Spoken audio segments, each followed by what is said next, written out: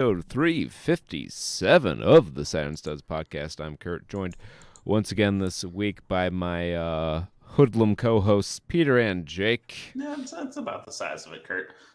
This is, as we said previously, this is the Magnum edition of the cast.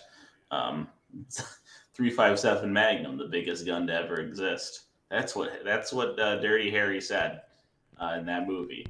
I think he had a 44 in that movie. Correct.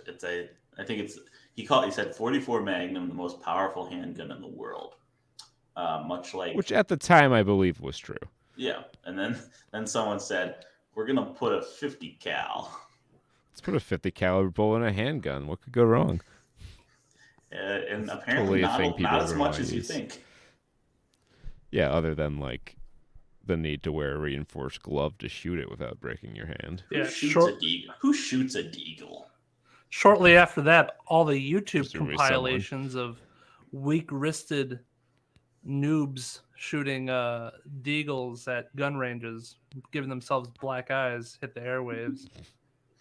Like, deagles are for holding while you like entertain your harem in front of your Saudi Arabian oil kingdom. Yeah. Deagles are for the airsoft kids that want to look really cool on the range by buying a green gas powered deagle and extra hard airsoft BBs. I wouldn't happen to find any of those things in your closet if I went looking, would I? I wouldn't know. Well, actually, not anymore. Nor would you find a P90 that was only purchased because it looked cool and not for performance related. Please tell me this is like, you're just jealous because you can't P90 no scope. I did find the tactical the Deagle 22. The 22 cal Deagle. That's the 22 cal Deagle shotgun. The Desert Eagle Magnum Light Technical Rifle for only $630. Is Desert Eagle like a brand that makes guns, or evidently? You know what I found out about the best gun recently, and it's the Assault Rifle 15, brother. It's the Smith & Wesson Ring Blaster. It's the Colt Single Action Army, duh. Nah, dog. Because this is the one that you're allowed to use at work. So we've all interacted with the metals industry. Correct. They need to keep their furnaces hot a lot, and if you cool your furnace down too quick, cool it down, you lose a lot of money in downtime. So instead of taking the extra steps to cool and then clean it up and then heat it, like that takes too long and costs too much money. So Smith & Wesson made a gun to shoot the slag out of your furnace. Oh, it's an 8-gauge tripod mounted shotgun. And if that ain't the most American thing you ever done heard. Damn straight, brother. You fucking har. The only where is it? Yeah, I guess it's the MP12. No. It's not Smith & Wesson, it's Winchester, sorry. But the only downside is that it's supposed to look like an industrial tool and not a gun. And even then it's pretty close. So they make a tripod mounted, and then they make the Western, which is hung from a chain on a tripod. Yes, I see. It's ridiculous. Quite the interesting. That one, the Western certainly looks like a gun. It looks like a repeating rifle from the 1890s. It looks like it's fucking crank fired. Yeah. It's the fucking who's it?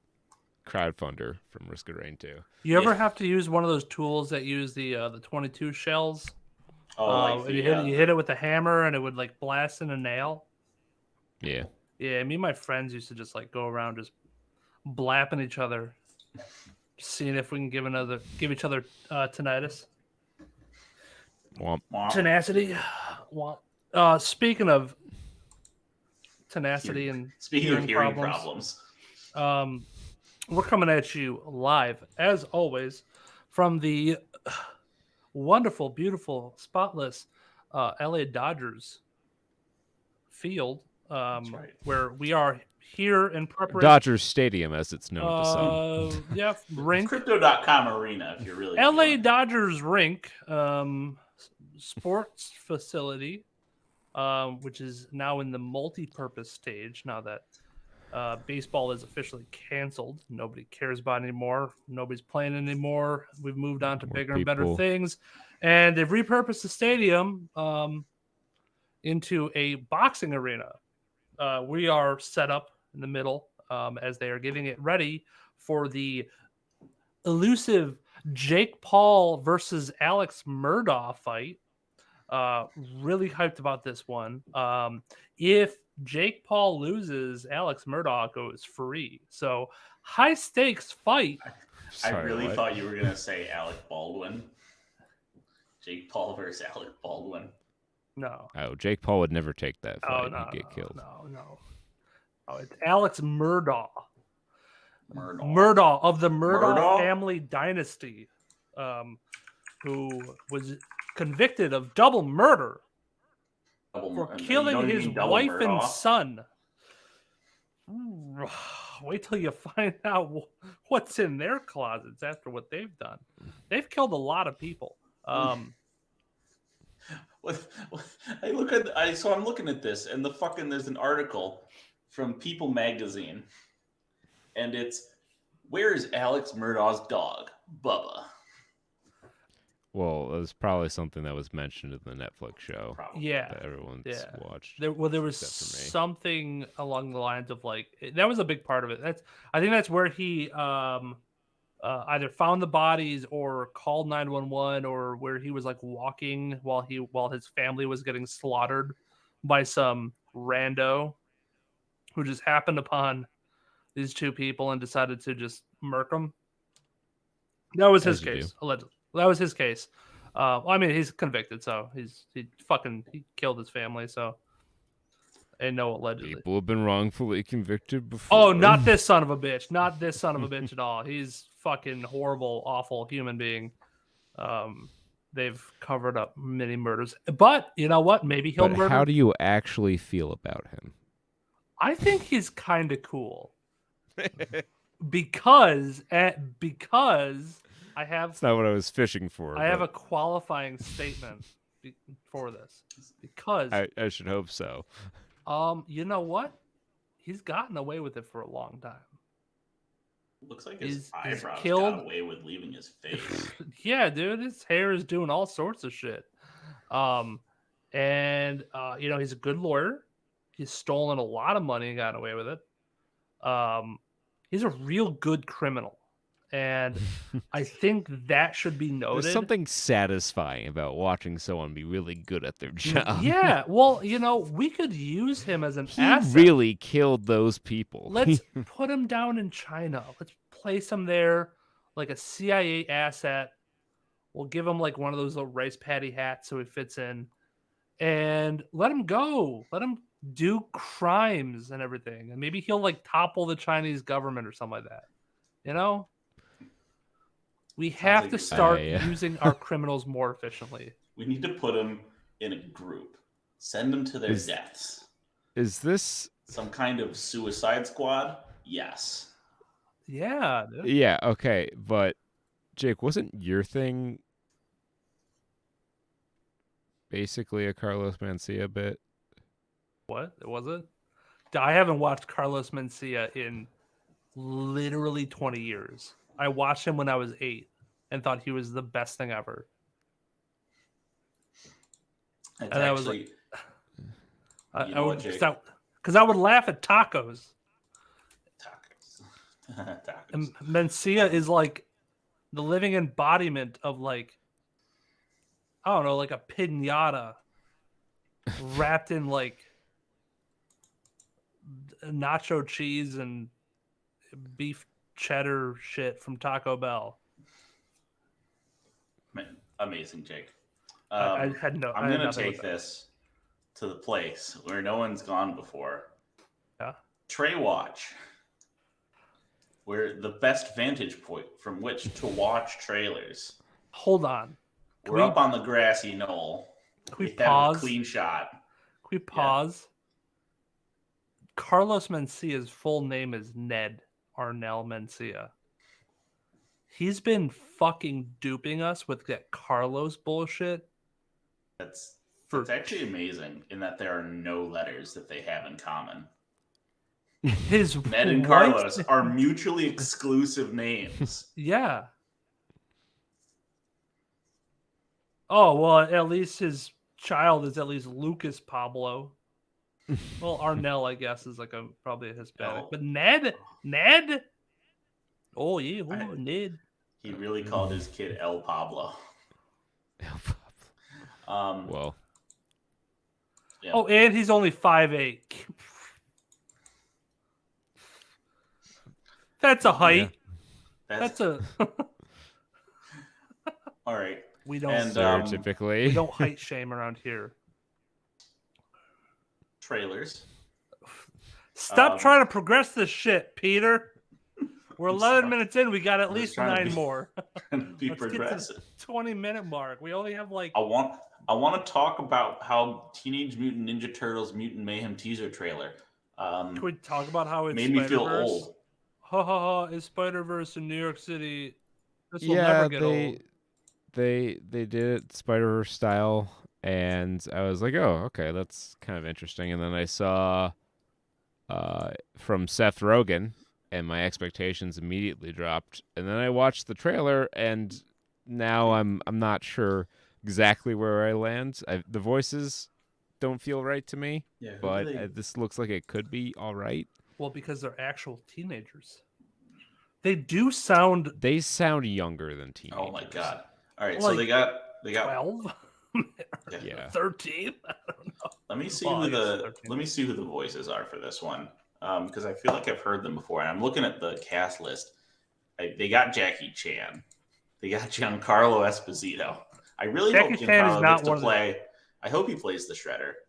Jackie Chan is not one of the teenagers, mind you. Right. I'm just gonna take a wild guess and say he's gonna be Splinter. He's the rat. He's the rat who's the boss. That is correct. The rats. Paul Rudd as Mondo Gecko. We got Giancarlo Esposito as Baxter Stockman. Oh. Jack Chan is Master Splinter. You know I don't speak Spanish. Yeah. Rose Byrne as Leatherhead. Seth Rogen, the permanent teenager and creator of this bullshit, is Bebop. Oh, good. He's Bebop. John Cena is Rocksteady. Natasha Dimitrov, Wingnut. Maya Rudolph, Cynthia Outram. Icicle Cube is Superfly. And I can't leave without my buddy Superfly. Yeah. Hey yo, Eddie Beery is Right. This is April O'Neil. This is perhaps the best one. I'm skipping some because Hannibal Buress. Is it? I always forget. Is it Buress? Hannibal Buress. Hannibal Buress is Genghis Frog. Genghis Frog. That's like perfectly on brand for him. Why'd you pass up Posty as Ray Fillet? Ray Fillet. Post Malone as Ray Fillet. Is he a fish? Is that a manta ray? I don't know. Maybe he's a giant steak.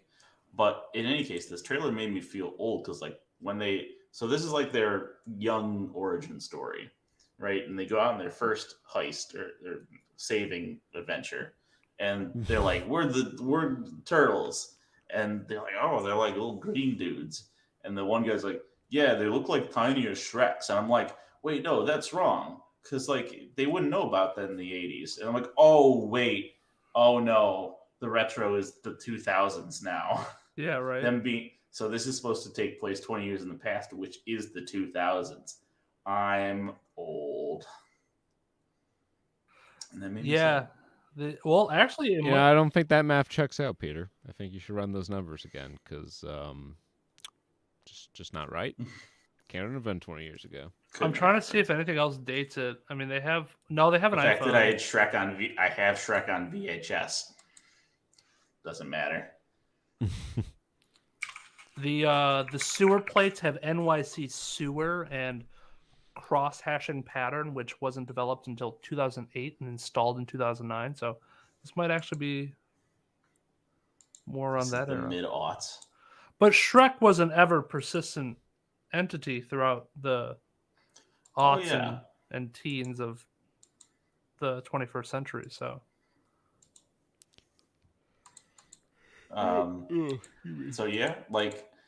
Shrek was released April 22, 2001. Oh fuck.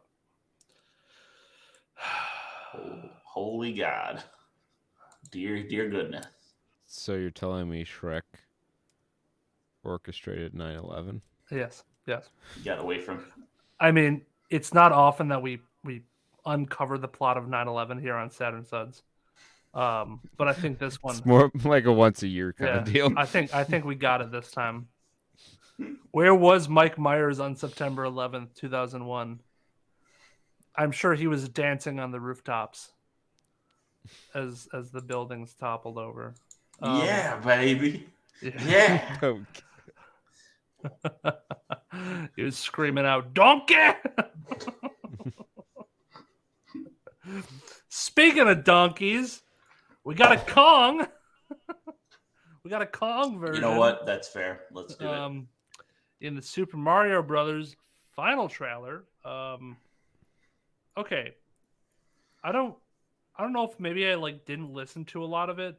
Because I feels probable. Are we just not hearing Mario a whole lot? His actual the preamp. The Chris Pratt voice of Mario. I feel like we're not hearing a lot of that. I feel like the majority of the speaking is coming from Luigi, Bowser, Peach, even Donkey Kong. We hear tidbits.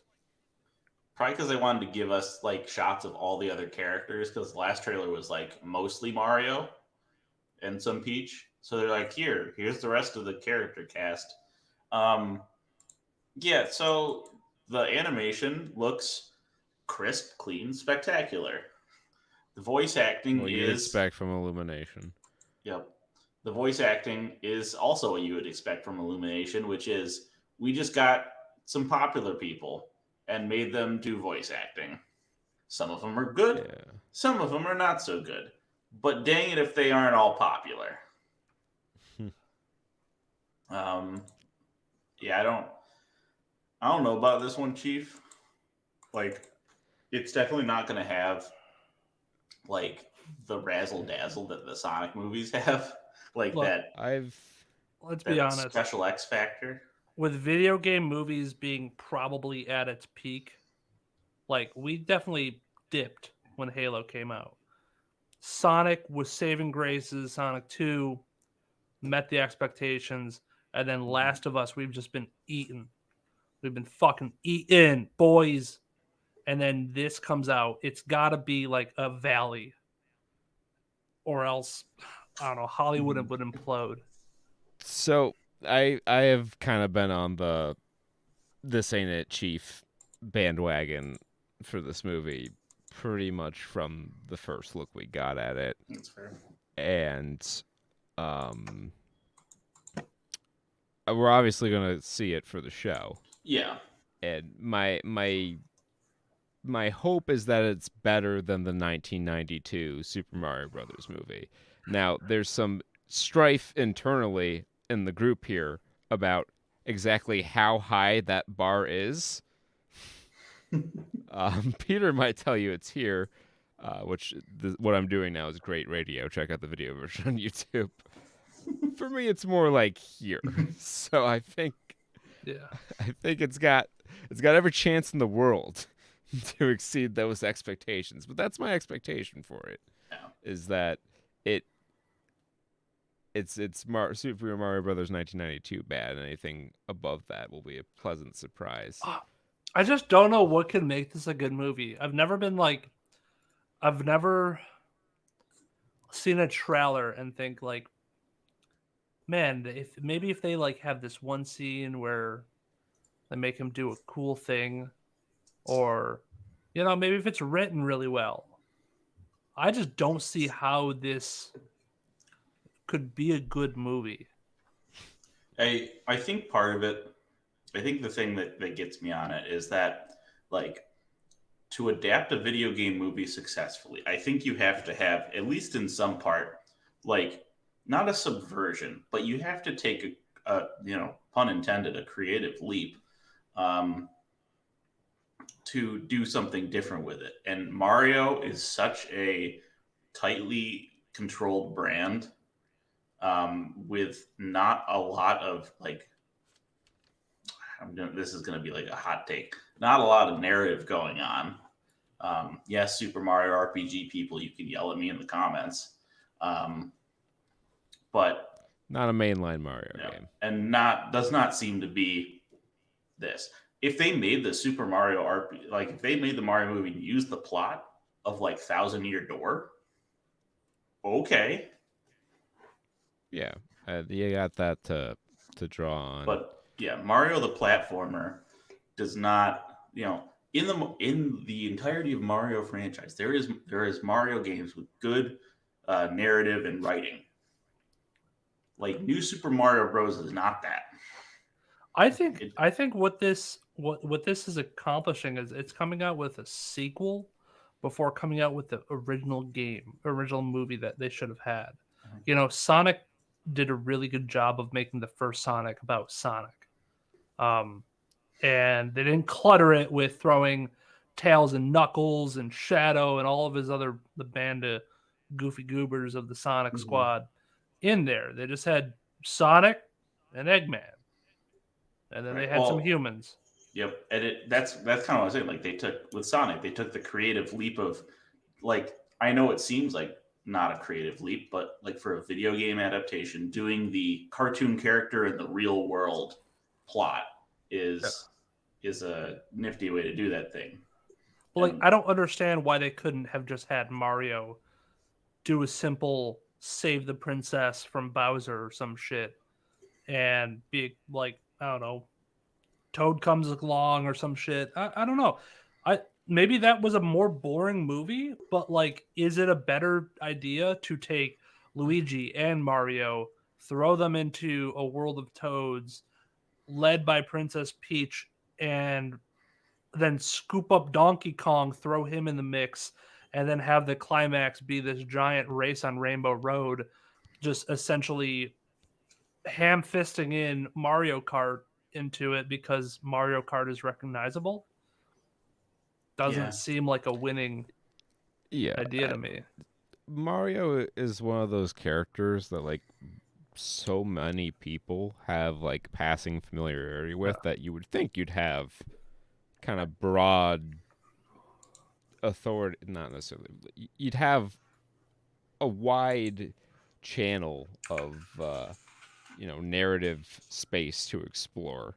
Like you could basically do whatever because people know the characters. You don't have to spend too much time establishing who Mario is. But this movie, and it feels kind of Space Jammy, where it's like this movie exists. Space Jam 2. Yeah, Space Jam 2. Yeah. Exists to advertise our other products, and there's a barely functional movie around it. Yeah. Yeah, I just agree. We could kind of dance around the same sort of point for a long time on this, but like, yeah, that's the gist of it. Is it's not using any of the narrative strengths that do exist in a lot of Mario properties. I'll say a good thing about this: Jack Black still seems really funny, and when he went to go promote it on the one talk show I forgot what her name is. She was some singer that won on American Idol, and then like somebody gave her a talk show. Kelly Clarkson. It was Yeah, Kelly that would be my Clarkson. guess. Yeah, I think it was Kelly Clarkson. Jack Black went out in a Bowser like onesie, and they had to blur his crotch when he got up on stage. I just thought that was really cool that they blurred the outline of his cock and balls. I assume maybe he was horned up, coming into his own as a furry. But standards and practices had his mega gotten mushroom a memo. His mystery block. Hey, who amongst us hasn't had a tip slip? You know, his red shell. Red rocket, more likely. Yeah. His bullet bill. His. That's not bad. This bullet. Speaking of bullets, many were shot, and the trailer for Ghosted, an Apple TV Plus original movie reuniting Knives Out co-stars Ana de Armas and Chris Evans for a rom-com action movie, kind of in the same vein as Mr. and Mrs. Smith, I guess. Yeah, kind of that vibe where it's like My Super Ex-Girlfriend, kind of that sort of vein, I guess. Mm-hmm. It is a kind of, it's a cute little premise. Yeah, it's a cute premise. Chris Evans meets this girl he really likes, and she seemingly ghosts him, but he's so down bad. Yeah, that he goes to London to visit her. It turns out she's a CIA operative, and he finds himself in the middle of some sort of operation, and hijinks ensue. It doesn't look bad.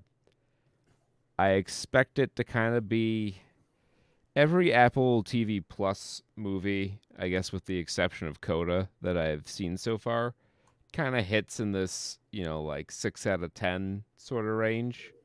And that's kind of where I expect this to land. Mm-hmm. But if you have Apple TV Plus, it seems like this will be a decent thing to watch. Yeah. I mean, it's I don't know. There's funny kind of interesting and nice that like Chris Evans and Ana de Armas are like in stuff and they like together, not as like I don't know. I'm getting into a weird place here. You like the on-screen pairing? Yes, I like the on-screen pairing, and I just generally enjoy it when there are groups of actors who find like other actors that they like to do movies with, like the whole fucking who's Owen Will who does the quirky movies. Wes Anderson. Yeah, like the fucking Wes Anderson crew, or the Quentin Tarantino crew, or like the Scorsese crew. Yeah, the Scorsese crew, the Lynch crew. Just those stables of actors. And this isn't. I don't know who the director is. Dexter Fletcher, who. Oh my God! What an amazing name! What the fuck? Yeah. Let's see. When I looked him up, his known for was Rocket Man, so he might have directed Rocket Man. Let's see what he's got. Director. Okay, so he's directed 5 movies: Wild Bill, Sunshine on Leith, Eddie the Eagle, Rocket Man, and The Offer. And then he has 2 upcoming ones. Sherlock Holmes 3. Oh, they replaced Guy Ritchie. Interesting. And Ghosted. So he seemed all right. So he seems like one of those directors that they uplifted to go produce big movies or help direct big movies. Yeah, he's been a producer on Bohemian Rhapsody. So he's got experience with, kind of big pictures. I'm interested to know who exactly, because they advertised in the trailer that it's from the brains of Deadpool. And I don't I don't see Yeah, where? who. Whose brain? I don't see anyone here who worked on Deadpool. Yeah, let me. Not to objectify Chris Evans or anything, but like, he seems a lot smaller now that he's not being Captain America. Which, good for him. He's able to like go to his It's probably hard. natural body type. Yeah, it's hard to eat enough to maintain that kind of mass. Yeah. It's Rhett Reese, one of the writers Rhett who wrote Reese. he wrote Deadpool through not 3. Yeah, Deadpool and Deadpool 2. He's one of the credited writers on both of them. Okay. Yeah. I mean, for comedy action chops, that's up there. Yeah, he's one of 2 writers on Deadpool and one of 3 writers on. Oh, Deadpool 2 had the same writing team. They just gave Ryan Reynolds a writing credit as well. Yeah. Eric Summers did the Spider-Man movies. Then Paul Wernick was also on Deadpool. So, all right. Yeah. So, quippy superhero action movie writing team coming to this rom-com action. Paul Wernick also wrote Zombieland. And so did Rhett Reese. They worked together on Zombieland. Okay. So this looks, I mean, all signs point to this being and Zombieland too, yeah. a competent and enjoyable movie. If you look at the credits of Rhett Reese here, you see a lot of things that kind of are similar or give you hope at least. Yep. And it gives you hope so that no hard feelings can take your hope away. Yes. My joke for this is the actually trying to date Jennifer Lawrence simulator. The one I completely missed this one. The one thing I'll say about Jennifer Lawrence, I feel like she's like gotten typecasted. Yeah. As like a one-note character that is, and don't get me wrong, I think she's pretty good at what she does, but her role in Silver Linings Playbook, even to an extent, The Hunger Games, like they're pretty good, and she was a really good Raven in X-Men. She played Mystique in X-Men. Or yeah, she was terrible. She was fake. Fine, whatever. This can't happen to you. This is me, Jake. No, I think wasn't her like her non-superpower name Raven or something like that. As like a if kid, it that's is, why me. Raven. Because X-Men heads solve this for us. Because okay, Jennifer Lawrence played Raven / Mystique. That's what because Professor X kept on calling her Raven. Because that's how he knew her as a kid, whatever. Okay. Anyways, that aside, it just every time it's like, it's like annoying for her to be there. It's like we're watching her just feel extremely inconvenienced all the time. Yeah, and that's what I got throughout this movie, as she's inconvenienced to go fuck a 19-year-old to get a car. In some respects, I feel like she's having more fun with this than I've seen her in anything. Except for like anything really. Well, I mean, Don't Look Up. I feel like she did it. That was a role she wanted to do. She didn't do as many like silly shenanigans though. That's kind of what I'm getting at. Like the crawling around on all fours and acting like a goofball. That's stuff that I haven't really seen her do in any of her other roles. So, as much as she kind of seems overacting, like not like overacting in the way that Jeremy Irons overacted in the Dungeons and Dragons movies, but like she's over the concept of acting. As much as that appears in most of her movies, this one felt a little bit different. Yeah. You know what this reminds me of? Definitely a more comedic slant to this. What was I don't know if it was like a 90s commercial or like an episode of Malcolm in the Middle, but like it's the kid having the daydream about like the sexy lady coming in with like, Game Boy games and chocolate cake. Fuck, I got it. Yeah. I'm gonna put this into my fucking search bar.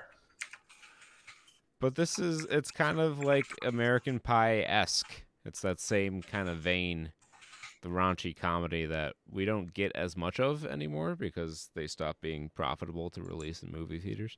But streaming might be bringing the genre back, for better or for worse. Yeah. Depends on your opinion on those kinds of movies. There we go. I don't know what this was from. You sure found it though. I just typed in little boy Game Boy chocolate cake. Little boy Game Boy chocolate cake, Game Boy and me. Was this an ad for a Game Boy? I have to imagine. That's awesome.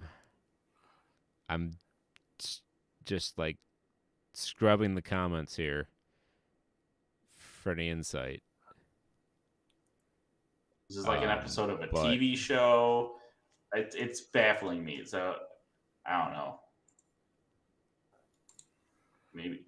Okay, so it wasn't from an episode of a TV show. Yeah. Oh my god, the insinuation that like an adult woman is exposing herself to an underage kid is like, dude, the 90s and early 2000s were a strange fucking time to be alive. How did we make it through it?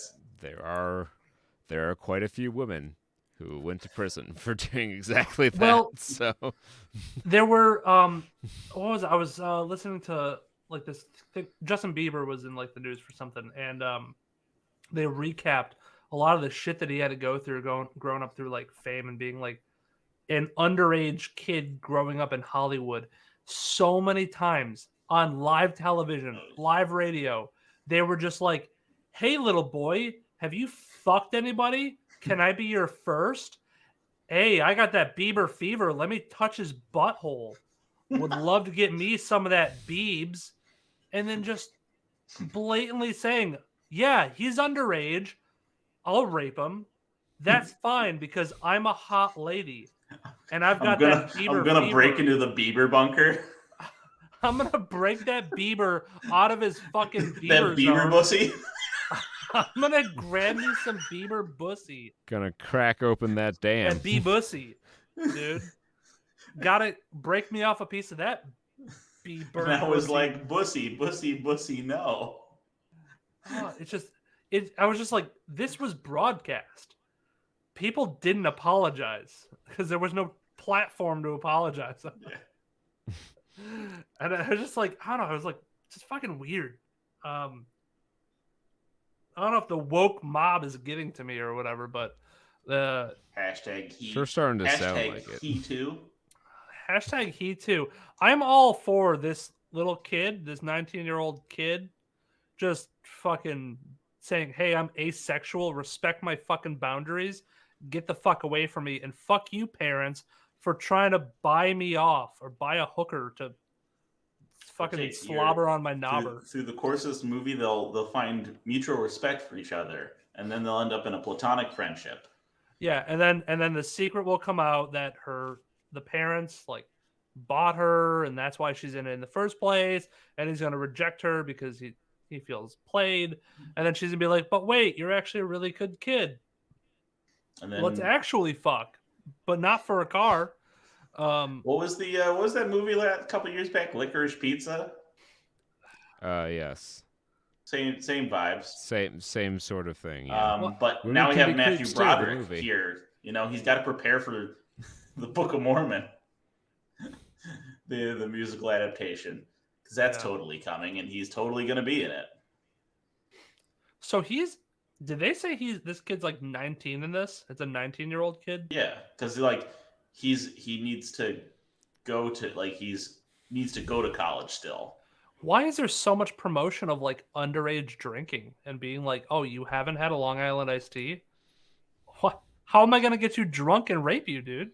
Are we gonna pretend like we were saints who never drank before we were 21? I'm not saying this is that. a rated R kind of feature, but it's just like, I don't know. It just gives me an icky vibe, no matter what you are. The movie's the premise of like that Jennifer Lawrence's character, like giving alcohol to a minor to loosen him up to have sex with him, in return for a car.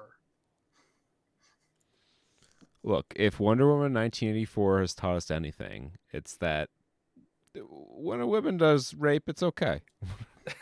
No big deal. True. Yeah. Oh, Don't yeah. talk about it. Yeah. I forgot about that. You know, I mean, she was what, 1,000 years old, and that guy that he shoved Chris Pine's character into was what, 20? So the age difference there, boys. Somewhere. I like to think that was like a Shallow Hal situation. Yeah. Where she just saw Chris Pratt, but everyone else saw the random dude. Chris Pine, yeah. Or sure, Chris the other Pine, P. Yeah. The other Chris P. The other Chris P. Sorry, I got two actors whose names begin with like the same 6 letters. You forgot about the third Chris P, which is Chris Parnell. No, the famous pig, Chris P. Bacon. Actual factual pig name out there. Look, I don't want to go too critical of this movie. It does look like a fun movie. And it actually does look pretty decent. It's got a lot of good actors, Matthew Broderick and Jennifer Lawrence. I hope Matthew Broderick isn't like just 1 and 2 and done, and he's actually used throughout the movie, but because he's the dad, so just keep putting him in trying to get wig. that David Duchovny gig. Exactly. Yeah, it's like David Duchovny's role. Have a couple good solid lines to be like, yeah, that's right, I still exist. That check clears on the 1st and 15th of every month, brother. Hey, just like in bowling, if you hit a Brooklyn, it all looks the same up there on the scoreboard. So I don't even know what a Brooklyn is. You know what, Jake? We're gonna need this slang for when we go bowling. I think pool is gonna win out though. When you are a right-handed bowler and you bowl a strike that hits on the left side of the head pin, that is what you call a Brooklyn. It is not the pocket. It is usually a messy looking strike and can often leave you with bad breaks. So you don't want to hit it, but every now and then you get a strike on that side and you feel pretty solid about yourself. And you're like, hey, coach, don't make me do push-ups because I missed the head pin. Or I missed the pocket, rather. Jake, push-ups will greatly improve your bowling. Could you just publish like a 10-minute audiobook that's you just talking bowling to us? Like, I want you to tell me about like the pro patterns. Just describe all the pro patterns. Oh, the pro. I don't know the pro patterns by heart. Like but what? Like tiger scorpion. And shark. Yeah, they're all named after like animals and stuff like that. I know like the oil like is usually heavier on the like outside and the inside. I think the length just differs and then get a little wonky sometimes. Talk to me about core balancing. I don't know. They just usually bowling companies will just pick a shape and then name the ball after it. Then I feel like I don't know if there's any science into it. I think they're just like, hey, this would probably sell well if we slapped it on the surface of a ball. I love when they take a bowling ball and put it inside another bowling ball because it's all homogeneous material. It's like when you crack open a cheap dice and there's another dice in there. Yeah, dude. It's so good. It's my kind of bowling. I can talk to you about how the USBC outlawed the bonus hole on your ball.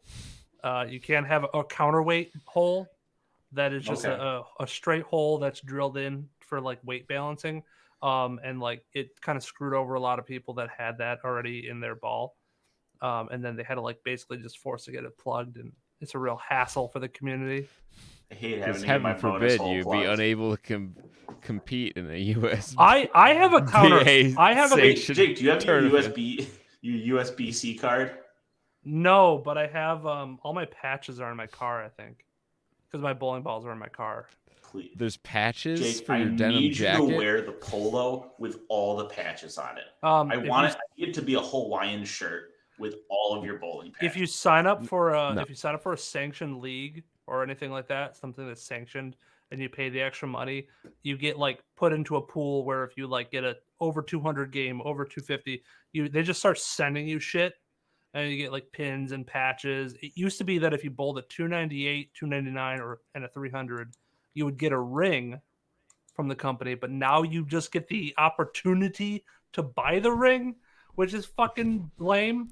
And Inflation, brother. yeah, I think somewhere my dad's ring is. I have my dad's ring. Ignore everything Peter just suggested. What you need to do, Jake, is you need to get yourself a denim vest, and you need to put all the patches on it and stand out in the middle of the desert like Neil Breen and Double Down. Yeah, I want a lot of patches. I've always dreamt about having like a biker denim jacket, like with a big old patch that has like letters above and below, and like a unit number. I don't have to. It doesn't have to be. You're already planning out your midlife crisis. Like I want. You got to start early, Kurt. We could start a merch line and just be like Saturn Studs. Your muscle car that compensates for your withering dick. You need to get your advance payments down on that shit. That's an investment. We could start a merch line, and then but that would require people who would buy them. We'll buy it. and then the ring around Saturn is a cobra, because we do a lot of Cobra Kai shit. And we can put a little goofs and gaffs in there, some can of tuna. As long as we sell ninja headbands, I'll be down. That say just headbands that say ninja. Ninja. Yes, absolutely. I want to be ninja. Oh, that's a deep cut, kids. Kids today won't understand. They can't even navigate a file explorer. They won't know about this deep cut meme. They're like, "Whoa, you have physical save buttons?" Yes. What is That's a floppy disk. Cut and paste? What the fuck? You didn't give me scissors. What is that? I only know Control C and V. What's amazing is that when we're the elder generation, like the homework movies too will be safe. The kids of tomorrow won't understand how to get to it. It'll all be report, homework, final, movies, special. And special is locked for some reason. Homework folder. Can you imagine a day where like Googling things is kind of like phased out? Like people just like have instead of a Google button, there's just a Chat GPT button. You just type in a prompt. Then the internet no longer works, like, because you're just the Chat GPT just generates all the content right on your phone, and you don't need to connect to anyone. Yeah. The problem with this scenario is it implies that Bing wins something. He's been biding his time. Everybody dismissed Bing because it was Microsoft and not Google, and then they found out they could like look up simulate porn scenes and cat videos on Chat GPT, and they could run a Dungeon and Dragon campaign for you. Speaking from experience, Jake. Somebody did. Dave looked it up, and it ran it pretty well at first, and then it started like fucking up like halfway through. Like he tried to do a combat scene, and like halfway through, it went through it once properly, which was surprising. And then it started mixing up the turn order and everything, and it was like, I'm making up my own rules, D&D. So it's got to be trained better. Yeah. But we've trained you to watch these trailers, yes. And now we have to talk about money. So we're just gonna move on to our next segment, the spotlight, the follow-up in which the spotlight resides. That's how that goes. Yep. Doing great. Fucking knocking it out of the park today, gentlemen. So, in a rare occurrence on this show, the movie that opened number 1 this week is what we happen to be reviewing for weekend 9 of 2023, covering March 3rd through the 5th. Creed 3 took the weekend with a $58.3 million opening in just a hair over 4,000 theaters, so pretty much everywhere. For United Artists. And that's enough to unseat Antimania, Quantum Man? Yeah, Ant-Man and the Wasp Quantumania drops another 60% after dropping 70% last week. It's already being shepherded out of 520 theaters. 3 weeks in, $12.8 million. Only $456 million worldwide. And I say only, that's a good, respectable amount of money, and I'm sure it's turned a profit, or is very close to doing so, but compared to the expectations for the big kickoff of Marvel's next phase of cinematic nonsense, probably pretty disappointing. Yeah. So I guess, I mean, it's still on. Like the timing is, it's still up anyone's game, whether it's going to be 6 or 8 weeks, because it's already fallen. And usually from these, we see it falls about 1 spot a week until it gets to like, it drops 2 or 3 in the middle, and then it kind of closes out slowly. So I don't know. It's still anyone's game. The fact that it's lost so many theaters in just its 3rd week does not give me hope that it's going to be much longer for that world. It's still fending off stiff competition from Cocaine Bear, which, the word of mouth, I guess, wasn't great on that, as it lost 52.1% week over week. But that was still good enough for $11.1 million. I have to imagine it's made its money back. I would think so. Total gross worldwide is at $56 million for Cocaine Bear. Something called Demon Slayer Kimetsu no Yaiba to the Swordsmith Village, which I guess was 3 episodes of the next season rolled into one movie. Actually, I believe, based on the research I did for the IMDb user reviews, it is the last 2 episodes of the 2nd season and the premiere of the 3rd season. Yeah, it's like only 1 episode. It's one new episode. It's like 1 new episode, so it's like a lot of recap. On top of that, I think they also just like copy and pasted the things in there, so you had to sit through 3 different openings and 2 credits until you got to the end of the movie. They couldn't even edit that shit together. Somebody, I think I'm like 900% positive. Somebody was like, I was forced. 900%. I was forced to watch 2 separate cutscenes and 3 openings of the anime to watch this movie. Are you sure that when the projectionist didn't try to start the movie, it got a pop up because they're fucking downloading the whole thing off like Kick-Ass Anime? Yeah. Yeah. They had to log into Crunchyroll before the every theater showing. Yeah, this one guy just had a bootleg version where they just grabbed the thing and splice it together in Windows Movie Maker. Watermarks in the corner. Unregistered hypercam. Yeah. Oh my god. Fucking it's in 4th. Kids don't know about that. It's good enough for 4th. Shout out to a 5 out of 10 review, because we were looking at this as a possible spotlight. This is not the spotlight. It's 5 out of 10, which was like confused. Gave it a 5 out of 10. Haven't seen it. And that's the kind that's the excellence I expect from anime reviews. It's like that famous article, Earthbound's biggest fan, excited to play it for the first time. That's a good one, because a lot of people who gush over Earthbound have never actually played Earthbound. And probably, if they did, wouldn't like it. But no, in 5th is our spotlight film this week, Jesus Revolution, from Lionsgate in its 2nd week. $8.5 million, down 46.4%, despite opening in 100 more theaters, and it's only playing in about 2,500. It's the Jesus Revolution. Has Jesus come back? Does he walk among us? Only Kelsey Grammer can tell you. And to relay what Kelsey Grammer has said in a bizarre game of telephone, much like the Bible,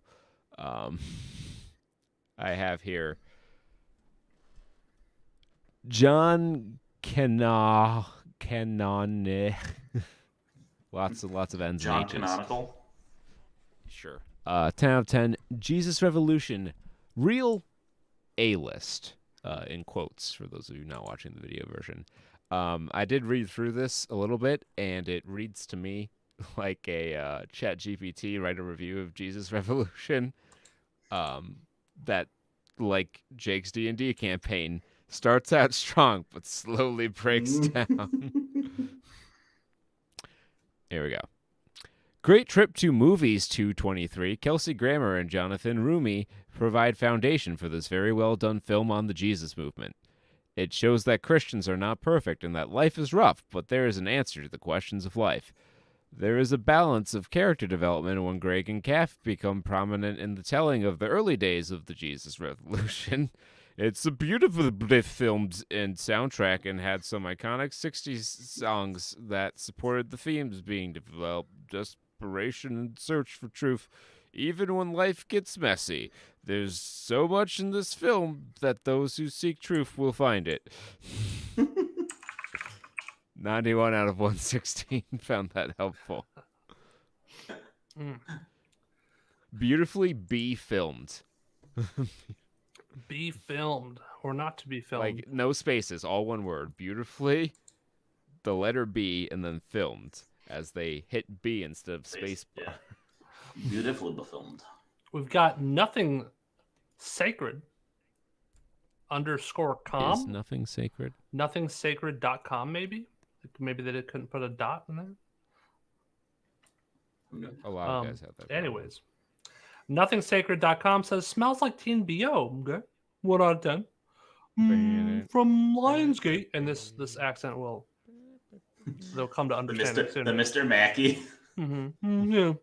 From Lionsgate, studio comes the latest money grabber, Jesus Revolution, starring Casey Grammer and a flock of nobodies. It's directed by some guy whose only claim to fame is directing a lot of these inspirational faith-based money-making flicks. Okay? Sadly, I must warn anyone with an ounce of common sense and or diabetes to avoid this film. It's an overdose of cotton candy that will leave normal folks trotting for pot, okay, and may result in permanent incontinence. Here are the film's themes in order of appearance. It's a great choice of voice for this review. Aging is bad, okay. Drugs are bad, okay. Parents are dumb, okay. Pat Braley's spirit is the really only thing in the world, okay. Bathing and shaving are bad, okay. What else do we get? Okay, churches are dying. This is the only observation that's valid. Okay, rock music will save churches. Okay, it didn't turn them into carnival mega churches for single hookups. Okay, sadly, these folks who enjoy giving trillions of dollars to faith-based con men will love this film like a mighty wind. Okay, they will gobble up the sugar and call it manna. Okay. For those like myself who are actually in the Jesus Freak movement during the 60s and 70s is a painful reminder of just how gullible and naive we were back then, okay? And then we conned ourselves into believing because it made us feel high, okay? High on teen spirit would have been a good title for this film, okay? For younger viewers, don't believe a single second of this silly hogwash. Okay, it wasn't like that. It was never like that. And okay, it's still not like that. Okay, spend your money on something else. Okay, 54 out of 193 found that helpful. Don't fucking tell me what to do, man. That was the longest Mr. Mackey bit I've ever done. That was so good. I am like picturing that whole review. I was picturing him like in suit and tie on inside the actor's studio, delivering that with the black curtain background. And he's like sitting cross-legged, like in his nice chair, just delivering that entire review straight to the audience. And just to clarify, as to uphold my journalistic integrity, the MKs were not included in here. That was just an artistic touch to make it my own. You know. Yes, you You always have had high standards of journalistic I do. integrity. Yeah. You would never do something like award a movie you'd never seen Best Picture. Now, awarding a movie, okay, Best Picture does not necessarily mean you need to watch it. Okay, you can understand the breadth and meaningfulness of the movie. Okay, without having to. I generally find it's Oh my God, helpful. Mr. Mackey, you have to watch the movie to give it a rating. Well, maybe just a little bit of pot first. Okay. And then... What was that episode where he started like his head just popped off and started floating away? Oh, that was like an early one, and then they found out that he loosened up his tie and his head like went normal size. Dude, I fucking lost it. Oh my God, so good. Peak comedy right there. I'm definitely gonna never get better. Yeah. So we're gonna come down from this to Armando Manuel Pereira. Pereira.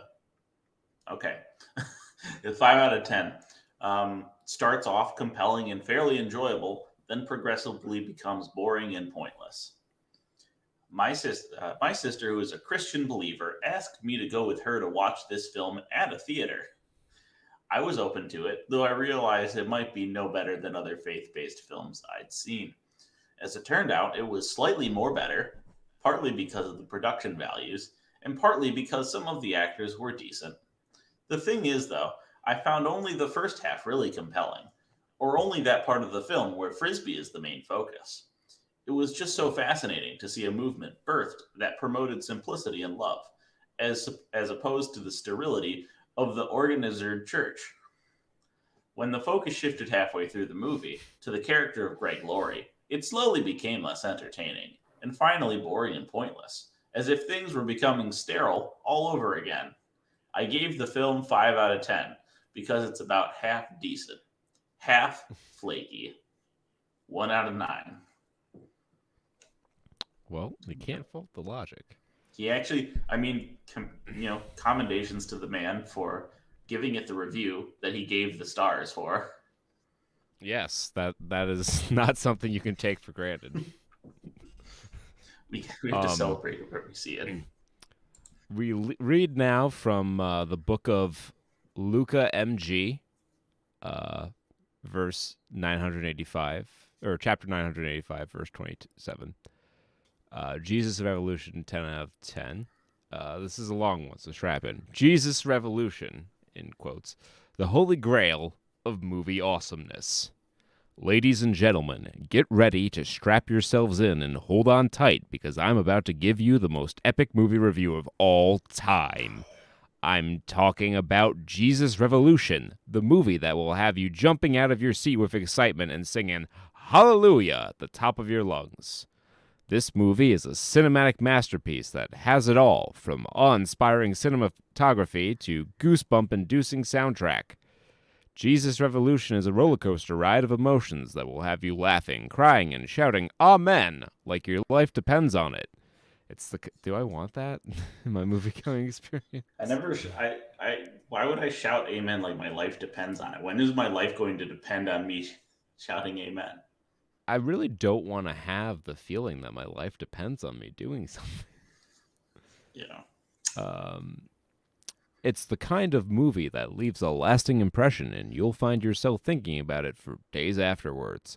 But it's not just the technical stuff that sets the Jesus Revolution apart from other films. It's the story. Folks, this movie tells the tale of a group of hippies who find God in the most unlikely of places. It's like if Woodstock and the Bible had a baby, and that baby was baptized in a river of pure awesomeness. But here's the thing, folks. This movie isn't just about entertainment. It's about changing lives. It's about making a difference in the world. It's about finding light in the darkness, the hope and despair, and the laughter and the tears. So grab your friends, grab your family, grab your pastor, And go see Jesus Revolution. You'll laugh, you'll cry, and you'll pray in 90 minutes. It's time well spent. Unfortunately, that's not how it ends. It's you'll laugh, you'll cry, and you'll leave the theater feeling like you've been saved. 19 out of 33 found that helpful. And I stepped up and I crumpled the kid. When are you going to stop playing games with God? Let's go, Jerry. I just love that 40-year-old pastor bragging about how he was able to level a preteen boy with a sucker punch. Using the verb it's the least godlike sentence. Using the verb crumpled anywhere outside of a piece of paper is or automotive safety. Crumple zone. Yeah, there's 2 places that it works. It's that makes sense. It's a good descriptor. And then you're just fucking crumpling a kid. If I hear an announcer during a boxing fight say that Jake Paul crumples Alex Murdaugh, I'll lose it, dude. I'll lose it. Murdaugh ain't got that physical defense. He's only got that right hook to save his face. Oh, and Jake Paul crumples Alex Murdaugh. You want to talk about no defense? Watch a Jake Paul fight. My God. That guy will never beat a real boxer. What do you mean? He's folding like a paper fan here at PetSmart Dog Biscuit Arena. PetSmart Dog Biscuit online. Hotels.com, brought to you by Gambling Pornhub Stadium. Pornhub Stadium. They have submitted several bids for stadium naming rights. That'd be fucking lit. I would. It's the blacked.com Winter Arena. GermanGoogirls.com arena.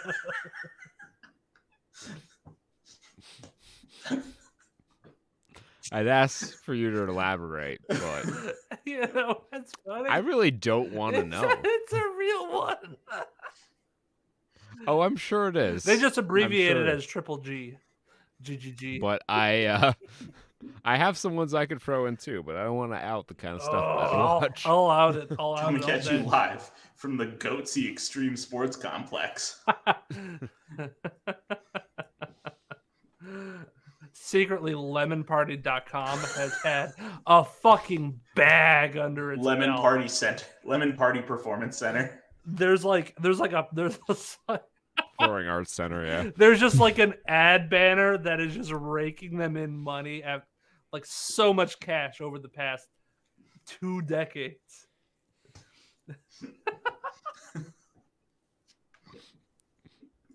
All this in a movie about Jesus, folks. So. Don't worry, we're gonna get to the 1 out of 10 in a second. Okay, we got Peter Body over here talking about what a crappy retelling of a non-story. In this movie, the only thing worse than the acting is the writing. An upsetting propaganda film that attempts to rewrite history of the Protestant church in America. No one wanted or needed this movie, and the messages that it poorly attempts to make palatable. Sorry, that was my fucking dumb brain just doing what it wants to do. No one wanted or needed this movie, and the messages that it poorly attempts to make palatable are offensive, to say the least. The messages that LGBTQ people need to be saved is a harmful message. Oh, this has woke. That it has been proven time and time again to lead to suicide. It also doesn't work. It's fraud.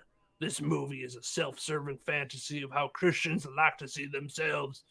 But in reality, this movie, much like the church, ends up harming more than it helps. I know, I'm Alex Jones. 16 out of 69 found that helpful. You know what? That guy, that reviewer, he can't convince me that Charlie from The Whale wouldn't have been cured of his obesity had he simply prayed the gay away. Or pray the fat away. Pray those meatball subs away. Pray those. They're pizzas. dangerous. They'll get you.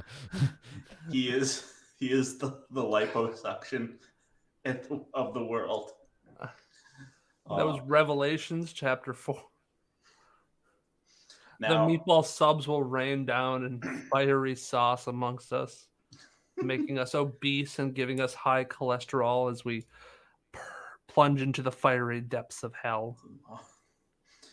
now, I can't beat Jake's Alex Jones impression. I can't beat it, but I'm gonna try. We got a review here. From Patrick, son of Aaron. 6 out of 10. Truth about this historical drama. The so-called Christianity presented in this movie is cow-laden / theapic, not Christian. The false Christianity preached in this movie is knowing or not knowingly based upon the teaching of Aleister Crowley. Do what thou wilt shall be the whole of the law. Love is law. Love under will. Satanist high bag is Aleister Crowley. Hollywood is a Luciferian industry, full of black magic practicing Luciferian / Satanists, like those freaky people at Loma Linda. They practice lesser and greater magic, mostly lesser magic, some theurgy. The holly tree is the wood used by real witches to make 11-inch real wands for real witchcraft. Yes, the stuff of the masses are programmed, hence television programming, to believe that this stuff is all fantasy, when in reality, witchcraft and sorcery exist as much now as in the Bible, with the staffs into snake and rivers into blood, the witch at Endor, and so forth. As North Koreans are held in subtly concerning new modern public technology, so are European societies held in spiritual subtlety / censorship. You know all of this? It's all legitimate, believe it or not. 1 out of 15. You know what? I'd believe if you told me he wrote that. That's him. It's just the jargon, the rapid fire jargon. Well, I think it's the mentionness of like Luciferianism and Satanists just out of nowhere to describe any group of people that's convenient. Just that weird conspiracy topic that you just know way too much about. There's just one mention of the Shady Grove. What is the grove? They always talk about the Bohemian Grove. Bohemian Grove. They're just one Bohemian Grove away from outing himself as Alex Jones. Yeah. I love the fucking, Bible, things in the Bible, the witch at Endor. The fourth moon of Endor? What? The forest moon of Endor. It's the fourth moon of Yavin. Oh. That's where the rebel base was. And what about the fourth moon of Gavin? My friend Gavin. Got 4 very moons. high. Yeah. Okay, That's so that's Juice Revolution. Let's continue. In 6th, and its 12th week, Avatar: The Way of Water, still hanging on 2,300 theaters. It has brought in $2.28 million, or $1 billion, I should say. Yep. I mean, it has also brought in $2.28 million, but then whatever the difference, a bonus. a couple billion on top of that, yeah. A couple billion, a handful billion. Opening in 7th, a movie that I did not know was coming out. I feel like that we saw a trailer. Totally want to. If we saw a trailer, it must have washed over me because I know that Guy Ritchie has a movie coming out later this year about like wartime. Okay. In Afghanistan or whatever. Oh, right, yes. The Interpreter, right? Something like that. It's got Jake Gyllenhaal in it. Something like whatever. But this movie, which looks far more like your typical Guy Ritchie movie, Operation Fortune, Rue de Guerre, it looks awesome, to be quite honest. Jason Statham, Cary Elwes, and Aubrey Plaza, and Hugh Grant all in the same movie. Like, it can't possibly go tits up. Yeah. And it's a heist. It's got all the hallmarks of a Guy Ritchie movie, and Cary Elwes. It's always nice to see him getting work. To it. We might if John Wick 4 isn't coming out till the end of the month, this might be in the cards. I'm fucking seeing it this weekend. If it's around here, actually, I should look that up. But anyway, it opened with $3.14 million. If I didn't mention that already, good enough for 7th place, and only 2,100 theaters, which is curious. maybe it's not a small release, but a mid release. Yeah, it is being distributed by Lionsgate, and they typically tend to put out movies in like the 2,000 Yeah, theater it looks range. like they kind of split their take here. Instead of putting all on one or this one or Jesus Revolution, they kind of split the distribution. So Yeah, it's kind of odd for a distributor to release two movies right on top of each other like that. So this, this is the count. This must be the counterpoint then to the Jesus Revolution. Well, it's a Guy Ritchie movie, so yeah. It's Jesus. It's Jesus versus woke Hollywood. Puss in Boots: The Last Wish in 8th, down from 5th. 11 weeks, which is, again, it's just 1 week less than Avatar. So it's quite surprising that it's hanging on this long. It's surprising even me at this point. Yeah, especially because I think it's now available on demand. Okay, yeah. Let me see if let's see if it's streaming. I think it might be you have to like rent or buy it. Okay, but it is available. Oh, that reminds me. Avatar is coming to digital release later this month. So amazing the turnaround time on that. I mean, obviously it's already in the computer, so there's not as much work that need to be done. But it still just flabbergasts me from when you think about the days of film. Yeah, I mean we grew up at a time where it could take a couple of years for a movie to arrive on home video. Mm-hmm. Yeah. So it looks like, yes, this is available on most streaming platforms at the $20 price point. So it's the premiere price point. Yeah. But it brought in $2.7 million, bringing its worldwide gross to $454 million. So good, nice hit there for Universal Studios. Magic Mike's Last Dance was not quite the same level of hit for Warner Brothers, who's always hard up for cash, it seems. Down 61.4% in its fourth week, down to $1.1 million, bringing in a fairly paltry $53.3 million worldwide. I gotta think that was still a moneymaker, but you did pay to bring in Selma Hayek. And she's still a name that probably commands a fair bit of extra money. Yeah.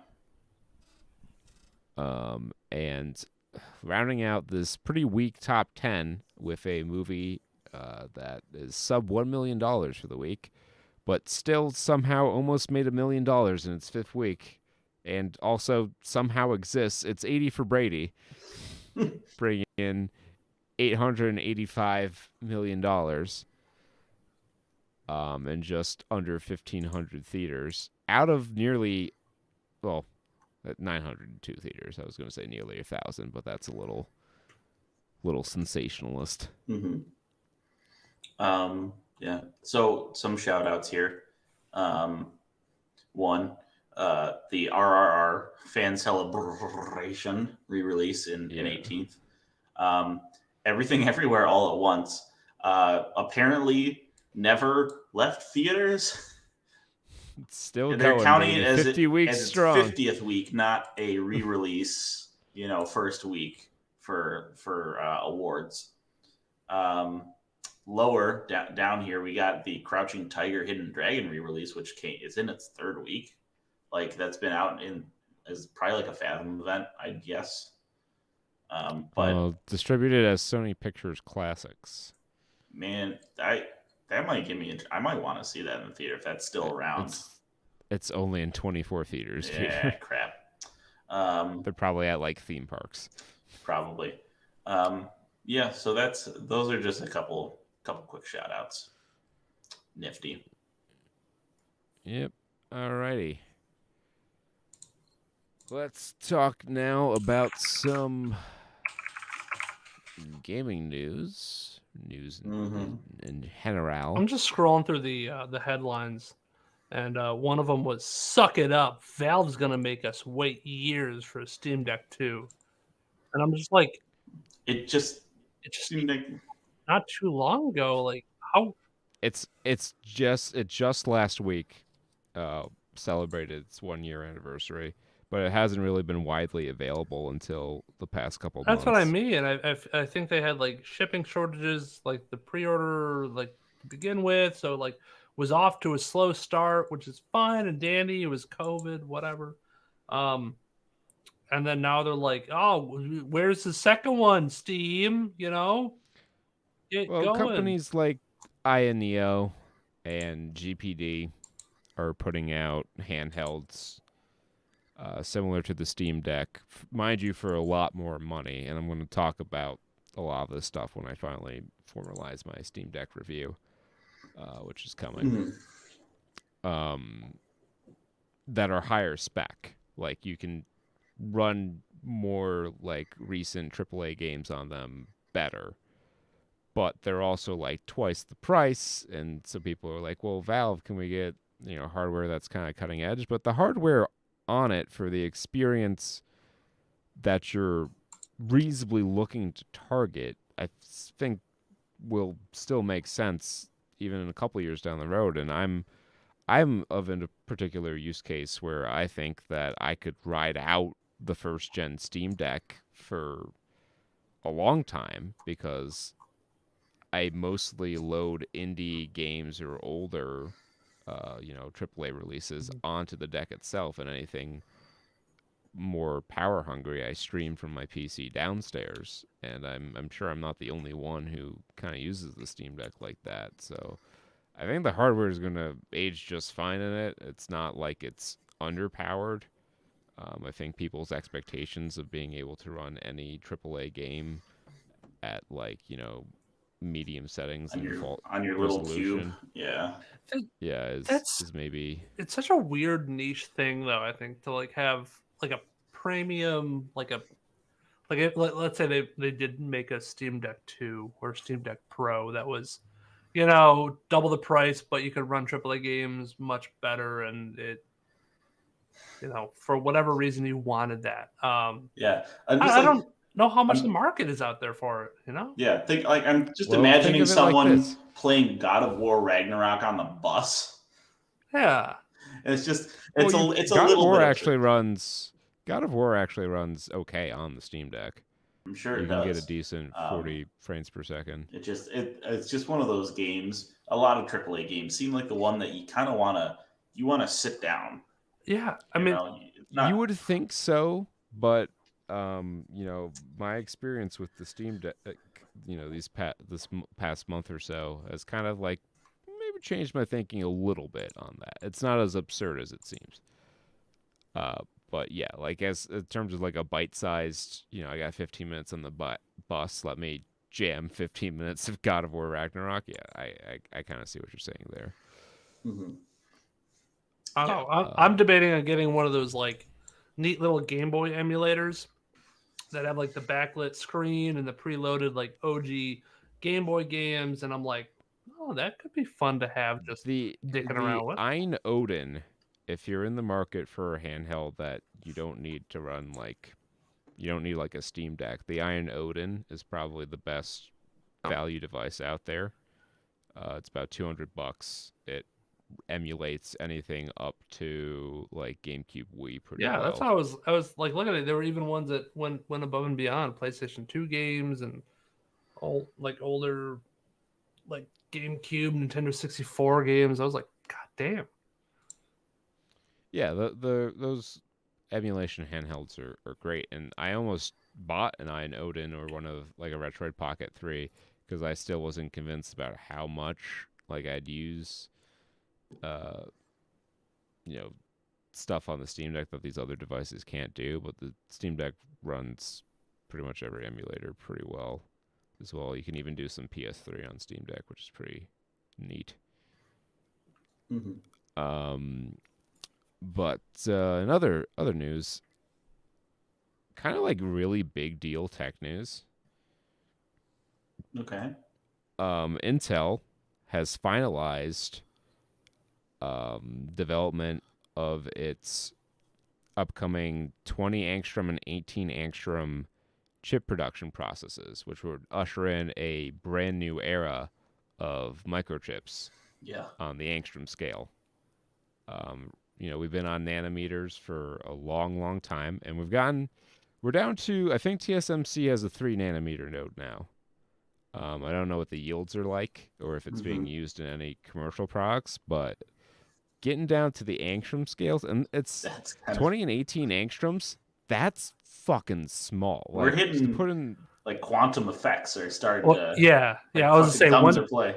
Once you get down to this is shit that I'm learning in like my nanotech concentrated master's course of like theoretically, yeah, you could shorten a semiconductor down super low, but then you come into something called quantum tunneling, where for whatever fuck all reason, electrons start to just break physics, and like when you have the gate closed or open, rather, the collision detection on atoms starts breaking down. Yeah, the electron is just like I'm just gonna go over there. I'm gonna clip through this wall real quick. You have issues with like literally glitches happening with like electrons and causing current where you're not supposed to, and that's like one of the hurdles that they're supposed to be or trying to tackle.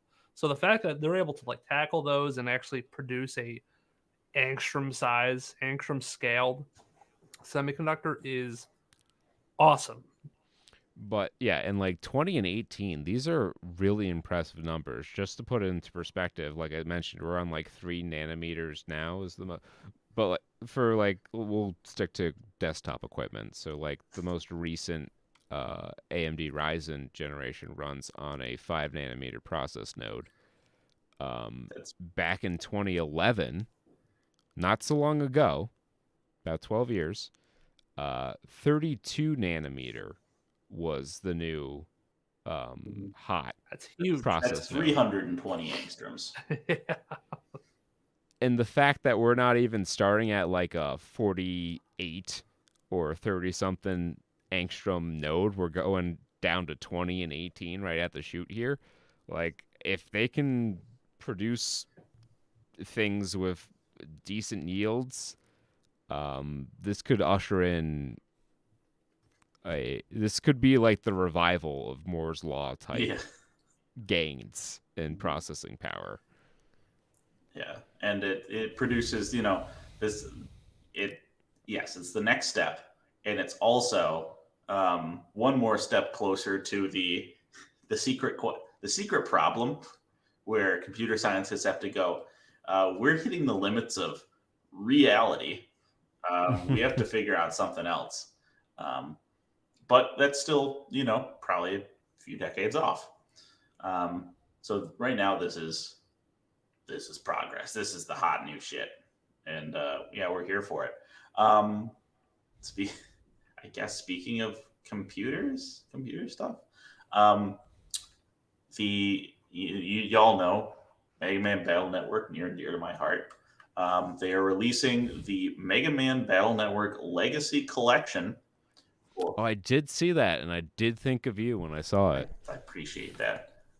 Coming April 2023, it is all 10 of the Battle Network games with online multiplayer.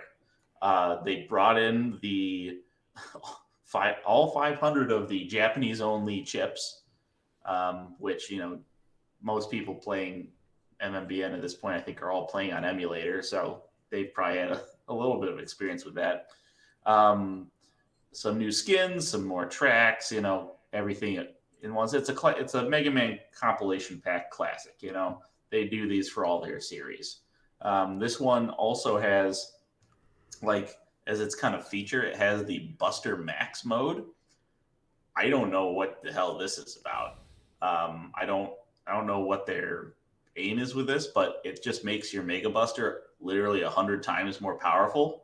I don't know if that's, my brain says, oh, okay, your Mega Buster is more powerful, but you can't use chips, so it's like Buster only, and that's how you compensate for it. Or it's just super easy mode. Because yeah, when you said that, it kind of reminded me of like the Shining Force remake on GBA, where they added in Narsha, who has a spell that can just buff your whole team's strength, which puts it on easy mode. And then they gave Max the satellite spell, which he did not have in the original Genesis game, which really made a joke out of several fights. Oh, yes. So, yeah, maybe it's because all the games are here together that they just like, here, use this option and just get the fuck through the story. I don't know. We'll see. We'll see how it goes. I might get this and play through them all again. We'll see. But I love a good Capcom compilation video game collection. Not as much as Capcom loves a good Capcom video game compilation. Capcom never misses an opportunity to sell you a game again. No, they'll sell you the same boss in the game that they sold you twice. You play it once, and then you play the boss rush. All right, one last little nugget of news here. Kai Cenat. Oh yeah, Kai Is that how you Cenat. say his? Yeah, Kai Cenat. Yeah. He has surpassed Lulig's subscriber record to become the new most subscribed channel on Twitch, surpassing more than 300,000 subscribers during a month-long subathon in February. Yeah, he really grinded for that. He was like going for he was streaming for like a month straight nonstop or something like that. And he like rented out this massive house, this mansion, and then just did a big subathon and had a bunch of guests on. Pretty cool. He'll get a nice paycheck out of that. But the problem with subathons, so a little like Twitch insider, and Ludwig even responded to this because he did his subathon and then he like fell off. It didn't really help his viewership. People were subbing just for the subathon, and it actually turns out he didn't really gain any consistent viewers. So over the next month, his viewership went right back down to where it was.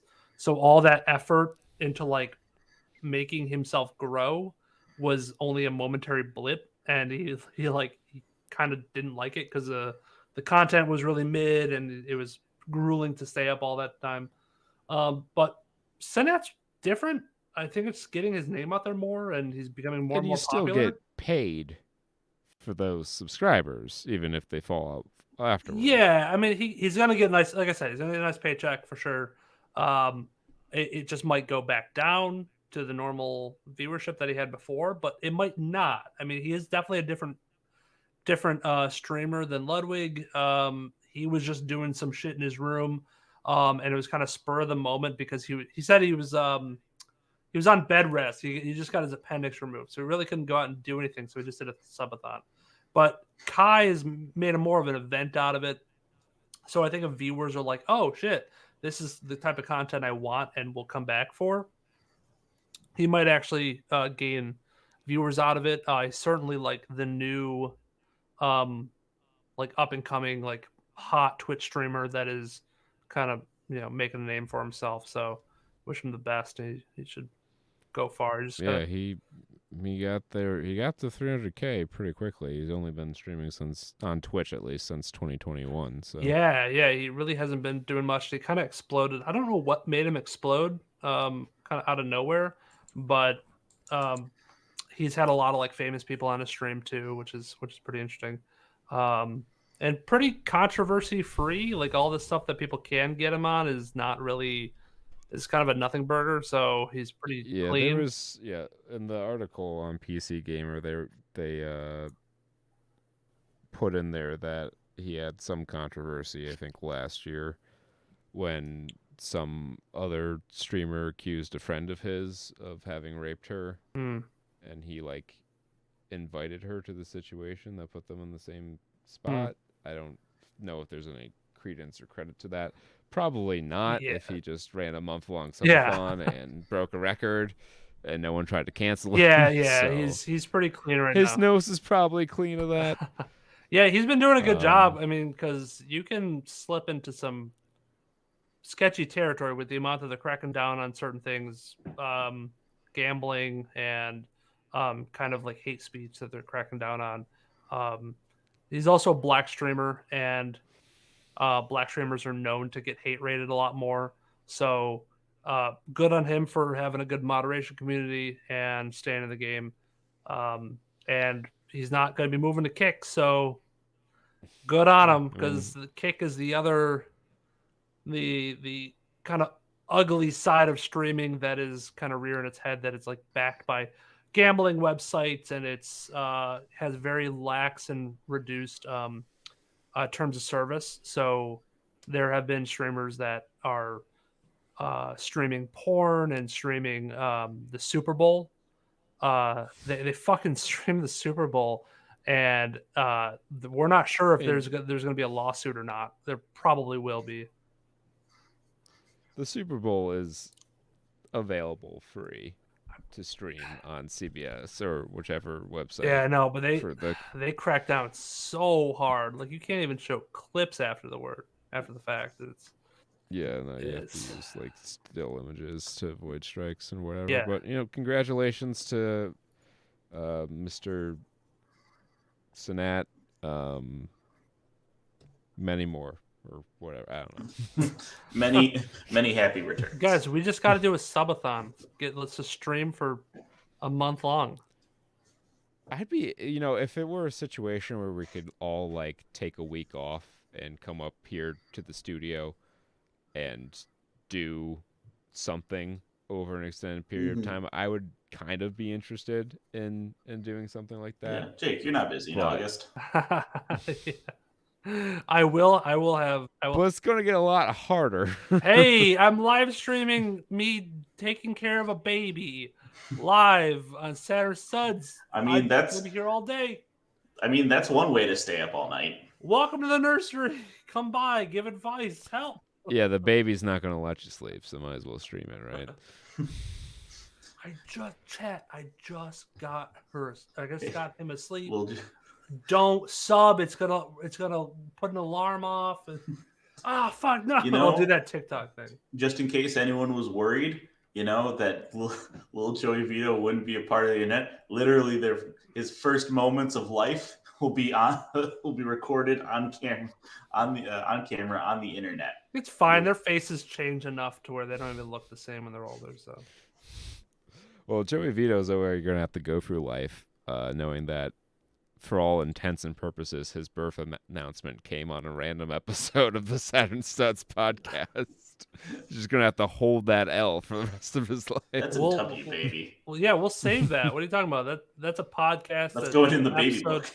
Let's go in the baby book. He's going to listen to that when he's older. He's going to be like, the fuck? What the fuck were you guys talking about? What is this boomer shit? What is this? Yeah. I can't wait till he calls me a boomer. He's gonna be what, Gen? He's gonna be what, Gen Alpha, right? I don't fucking know. Dude. That's nuts. I think we might even be past. Is he gonna be a beta male? Gen Beta? He could be Gen Beta. What? He's gonna be a beta boy. It's okay. That skips a generation. Yeah. But what doesn't skip a generation apparently is boxing skill. Yes. As demonstrated in Creed 3. Threed, as it were. Yeah, I've kind of dreaded this moment because ever since we left the theater, was talking to Peter on the ride back. I'm like, normally I have the outline of what I'm going to say in the review in my head by the time I drop you off, but I don't really have a lot to say about this movie. Like, one way or another, it's perfectly average, easily consumable content. At the time, I had not watched the other two movies. I have, as of 4:40 this afternoon, watched the other two movies. You watched them out of order? I'm pretty sure I watched 3, then 1, then 2. He hit him with the 3-1-2, yeah. So I can say that it's not as good as the other two. Gotcha. I'm pretty sure I saw the other ones, and that's what I had. Like, the only question I had, so maybe you'll be able to answer it, is so this is the son of Apollo Creed. What Why did he like go to a group home? Why did he like? He was the leave at some illegitimate point? son of Apollo Creed. Oh, an so- illegitimate son. So is that his actual mom then? No, That's that's Apollo Creed's wife. That's Apollo's Creed wife. So his actual mom was like a deadbeat. yeah, and that's why he was in a group. Oh, okay. So he just kind of took her. Or he'd been in a couple group Okay, homes. When you see him first in the first movie, Gotcha. it's him in like juvie or Gotcha. something. Okay. All right. Mhm. Okay. Interesting. Well, I just want to start off with one thing. I got to start off with one thing. Okay. The MBF-PO2 Gundam Astray Red Frame first appeared in Mobile Suit Gundam Seed Astray in a series of manga novel and photo novel.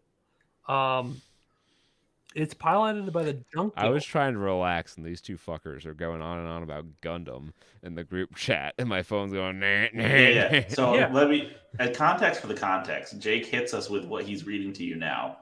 The middle of the night, which again, that's a classic move. I'm down with that move, so I went with it. But I want Jake to It's like continue. 9:30. I'm trying to love on my lady. It was after I finished Creed. I darted to my phone. I had the He had manners the model to on wait. download. Yeah. I had the manners to wait until after the movie to go on my. A courtesy we weren't extended in our watching of this movie. So it's a prototype mobile suit, and it's got a distinct red and white armor color palette, and a very distinctive V fin, known mostly by its wearing of a katana on its left hip. Very cool Gundam. However, I will take you now to the official IMDb goofs. In the opening scene, set in 2002, a perfect grade PG Gundam Astray Red Frame model kit is seen in young Adonis's bedroom. The Gundam Did it Astray. autocorrect to ashtray in the group chat? Because I was really confused I because I don't- thought I read ashtray. I would never do that. I The Gundam I Astray thought you Red honestly knew this yourself. I didn't realize you went onto the Goops page. Oh, I mean, like when he was, it read like a cut and paste Wikipedia article. So I cut and pasted part of it, but I knew a lot. I mean, I was reading the Wikipedia. I mean, I knew immediately what Gundam model it was from when it popped up, and it looked like the model kit, not like the anime, which confused me even more. And now this is clarifying. This is actually the perfect grade, which 100% would not have been out, and we can confirm from IMDb the Gundam Astray Red Frame did not debut in any media until 2003, while that particular model kit was not even released until 2009. So tell me, why the fuck was it on his wall in 2002? Also, in the opening flashback set in 2000, this is another trivia. A Naruto banner / poster can be seen in Adonis's room. However, the poster is from Naruto Shippuden, which aired in 2007 and onward. Shippuden. What are Naruto these people Shippuden? doing? What are these These people madmen? are doing what Michael B. Jordan, the director of this movie, who likes anime, said to do. So yes, this I should mention this third one is Michael B. Jordan's directorial debut. First, yeah, so time out. much like Sylvester Stallone before him, he did not direct. He started directing in the third installment of the series, and the quality makes a noticeable dip in the third installment of the series. that's mostly to say, I think Kurt and I can agree that it's not that it's bad. It's just that it's missing like the little sparkles, the twinkles of nuance and detail that kind of were present throughout Creed 1 and 2 that really gave it, like elevated it just that much more. More so, for me at least, more so Creed 1. Like Creed, the first Creed, I think, is in like a category of its own in terms of being good. Like it's as good as, it's almost as good as Rocky, and it's probably a little bit better than Rocky 2. Even if it is largely the same story as Rocky. Yeah, it was a soft reboot during the heyday of soft reboots. But like that movie was really good. Had really great writing, really great acting, really great performances. Creed 2 a little bit less so. I feel like they didn't do as good a job. They put a lot more focus on the other fighter, but they didn't do a great job. At least I wanted to see them develop fresh Ivan Drago out a little more as a character, which they didn't really do. Or Victor They didn't really Drago. do. No, Okay. I haven't. Like Victor, they didn't do a whole lot with him either as a character, except him being mad at the world. Mhm. But yeah, it was certainly still, I think, a step up from this. And like Peter said, I wouldn't necessarily. I would stop short of calling it a bad movie, but like it is the perfect, like definitional for me 5 out of 10 movie. It doesn't particularly excel at any one thing, but it doesn't have any like show-stopping flaws unless you're weirdly into Gundam and Naruto. Facts. Look, I just point that out because if he is such an anime fan, continuity would be an important thing to keep. And if you're going to set your flashback in 2002, make the anime that he's into be that of 2002. It exists. You can do it. I mean, shit, Gundam's been around for fucking ever.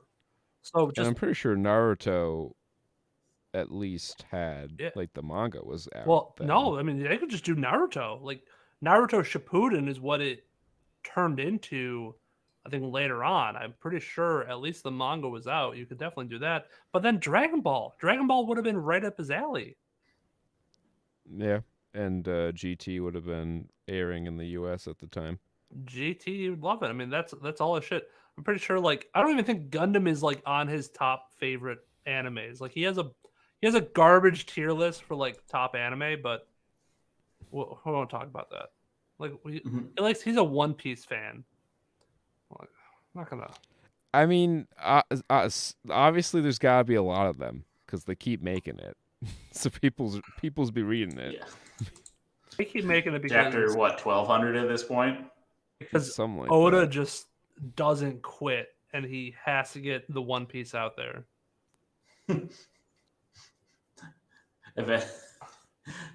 Eventually, somewhere down the line, get the One Piece out there. Yeah, I mean, like, is the One Piece real? Because they've been looking for it for an awfully long time. They haven't found it. Although apparently in the timeline, it's been a span of months. These 1,200 chapters encompass a number of months. Oh yeah. Impossible. They were fighting crocodile in the desert for like a year. It's the final form of Dragon Ball Z tournament timing. The classic 30-minute 5 minutes. The 5 minutes on Namek. But to be fair, what does Frieza know about the length of an Earth minute? I like that. That's almost like a Kessel Run in 12 parsecs kind of deal. Love it. Yeah. So I'm gonna immediately rescind what I just said about him having garbage anime list, and just say One Piece is bad. Okay. All right. So what's correct? Because the What's other assuaged your issues? And well, I'm not a Naruto fan. I did watch it a while ago, but I know it's super popular. I mean, it's basically just the like most popular anime, except for that of Hunter x Hunter. So you had One Piece, Dragon Ball Z. It's Hunter Cross Hunter. It's Hunter. Naruto, Bleach, which goated, and then Hunter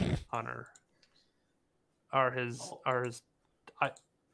He said starting 5 because I'm pretty sure the question was like, if you had to give like an anime list to like somebody who doesn't really watch anime, like what would you give to like get them into it? And that might have been like a starting 5, as in a basketball starting 5.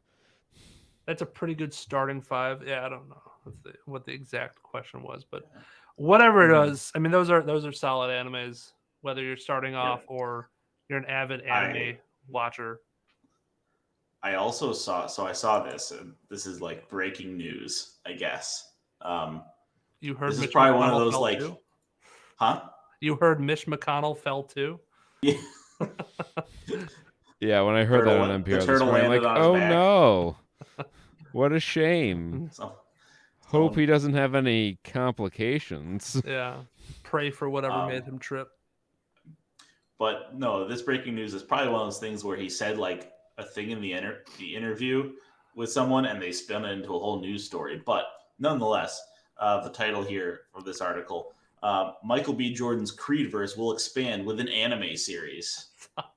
So they're going to do like a Netflix like American anime adaptation for some Creed adventures. You know what? It could work. Yeah. I mean, with how the fight in this movie went, the final fight, I could see how that would turn into an anime. So I watched the first two, like I mentioned, because when Peter and I were watching this movie, like that opening fight was so bad. Like there was a moment where there was so much CG going on. I turned to Peter, I'm like, "Is this a fucking video game?" Yeah, because the fights they smooth them over with CG. Yeah, and they're like composited into the background. But the other two movies, it really looked more like it was just them in front of a green screen rather than like this level of CG chicanery. So, and the fight at the end was much better. They obviously didn't put as much time and money into this opening fight, but it was pretty rough looking. Yeah. Yeah, I guess that's a good enough segue into the film. So yeah, there's some some of the noticeable differences are again the fights, the product placement. There's a lot more of that in this movie, or a lot more noticeable to me. Yeah. I'm sure there's product placement throughout the other two, but yeah, sometimes product placement gets a bad rap, but sometimes I think it helps bring a certain authenticity to things. Like, it's like how Ghostbusters was in Wired, Yeah. Right, where it's kind of putting them in context as like this phenomenon in our everyday world. Like with the Showtime boxing, you actually had Mauro Ranallo doing the call on that. Yep. The ESPN First Take bullshit with Stephen A. Smith, like that. It's 1,000% believable. Some bullshit they'd pull. Yeah. Yeah. I was fine with that stuff. I couldn't tell if I liked that Showtime bit or not. Like it was different for sure. Like to actually put like a smash documentary like opening thing, right. That was they kind of did that a little bit in the Creed 2. Oh, did they? Yeah. Creed 2, actually a little bit in the first one too, I think, because he's watching the like 24/7 documentary on the super fight that was supposed to happen in the first movie until they broke the other guy's jaw on the way in. It's just a little bit of a Creedism. Well, like I said, I think it adds a certain aura of authenticity. It does kind of date the movie in a way that Rocky isn't dated because it didn't, focus on like the television presentation of it. Right. But I don't mind it. That's like there's some that are better than others. Like that stuff I'm fine with. I agree that I think that's just a piece of context that makes sense. They're living in the modern sports world and this is how modern sports are done. But then there's other ones. And I'll also segue into the plot while I talk about this. So the plot is he meets his estranged, like a brother, childhood friend, Damien, or Dame, as he is called, and they start to reconnect. He was, Creed ascended the ladder and became the heavyweight champion of the world, or the light heavyweight champion.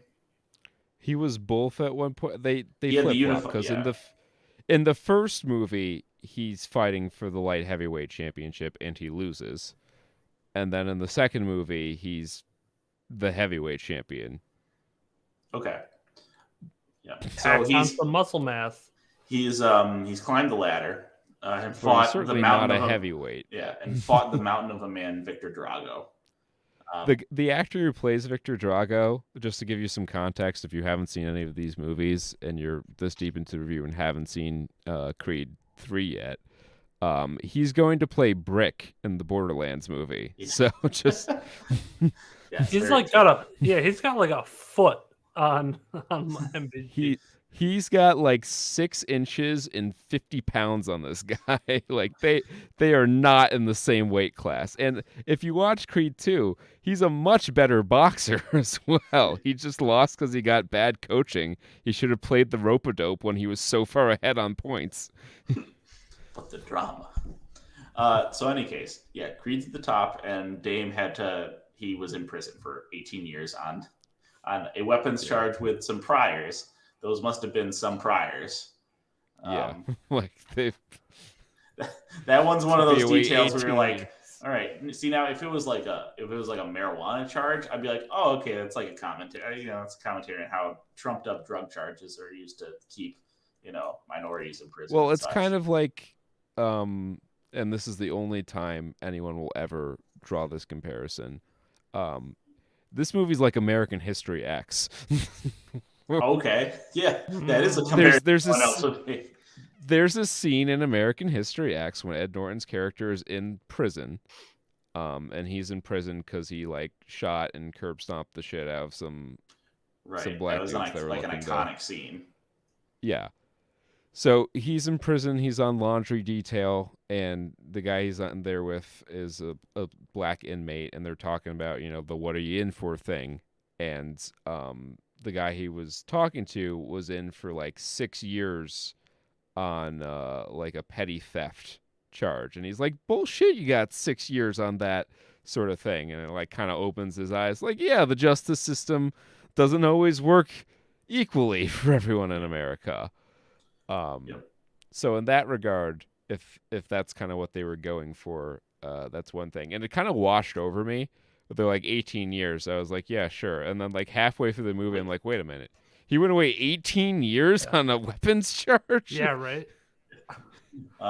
He didn't even shoot anyone. Kind of crazy. He also wasn't the only one involved. Like the other people were. Yeah, it was a physical altercation. The cop pulled up. You could argue in defense of another. Yeah, like he must not have had a very good. Well, he probably had a public defender. A public defender would have. Sometimes public defenders aren't bad. A lot of good lawyers take a public defender case because they have to do pro bono work. Okay. Yeah. So, regardless, for however that shook out, which again, that's not the point of this. The point is that he's 18 years, so he's out, and they're reconnecting, and they're at one scene. Dame comes over for dinner, and there's this kind of tension at the whole thing, and they're meeting in private in his office where Dame is asking him, I've just come back and I have no record, but I want a shot at the title, and that's like a tough ask. But as they're doing this, he pours him a shot of Hennessy, or pours him a drink of Hennessy, and and for me, like this was the product placement that put me off, because it just cuts to this really nice glamour shot of the Hennessy bottle, and they're nicely framed, and they pour it with it facing right into the camera. It's like, I'm fancy. I was gonna say I'm John Creed. They linger on it too, and I'm sorry, I was like Hennessy. Do you know how much this guy's supposedly worth, and he's still drinking Hennessy? When you have a favorite drink, you have a favorite drink. Mm-hmm. If he likes Hennessy, he likes Hennessy. I'm sorry, but you got a favorite drink until you have a better drink, and then that's your favorite drink. But to be fair, especially when money's not an issue.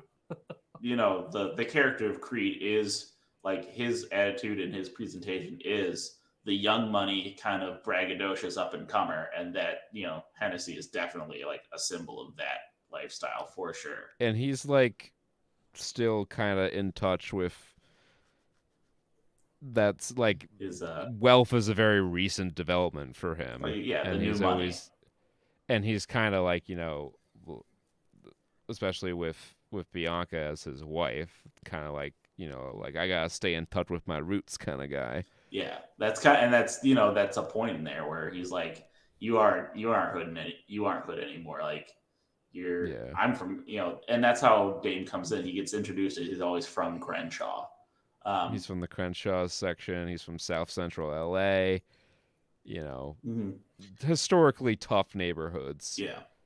So it's like that, and then like the Ralph Lauren shot where it's just The Ralph Lauren ad, yeah. it's just him on a big Ralph Lauren poster, and then there's the DZ or the DZN or whatever ring gear where DAZN. yeah, the DAZN.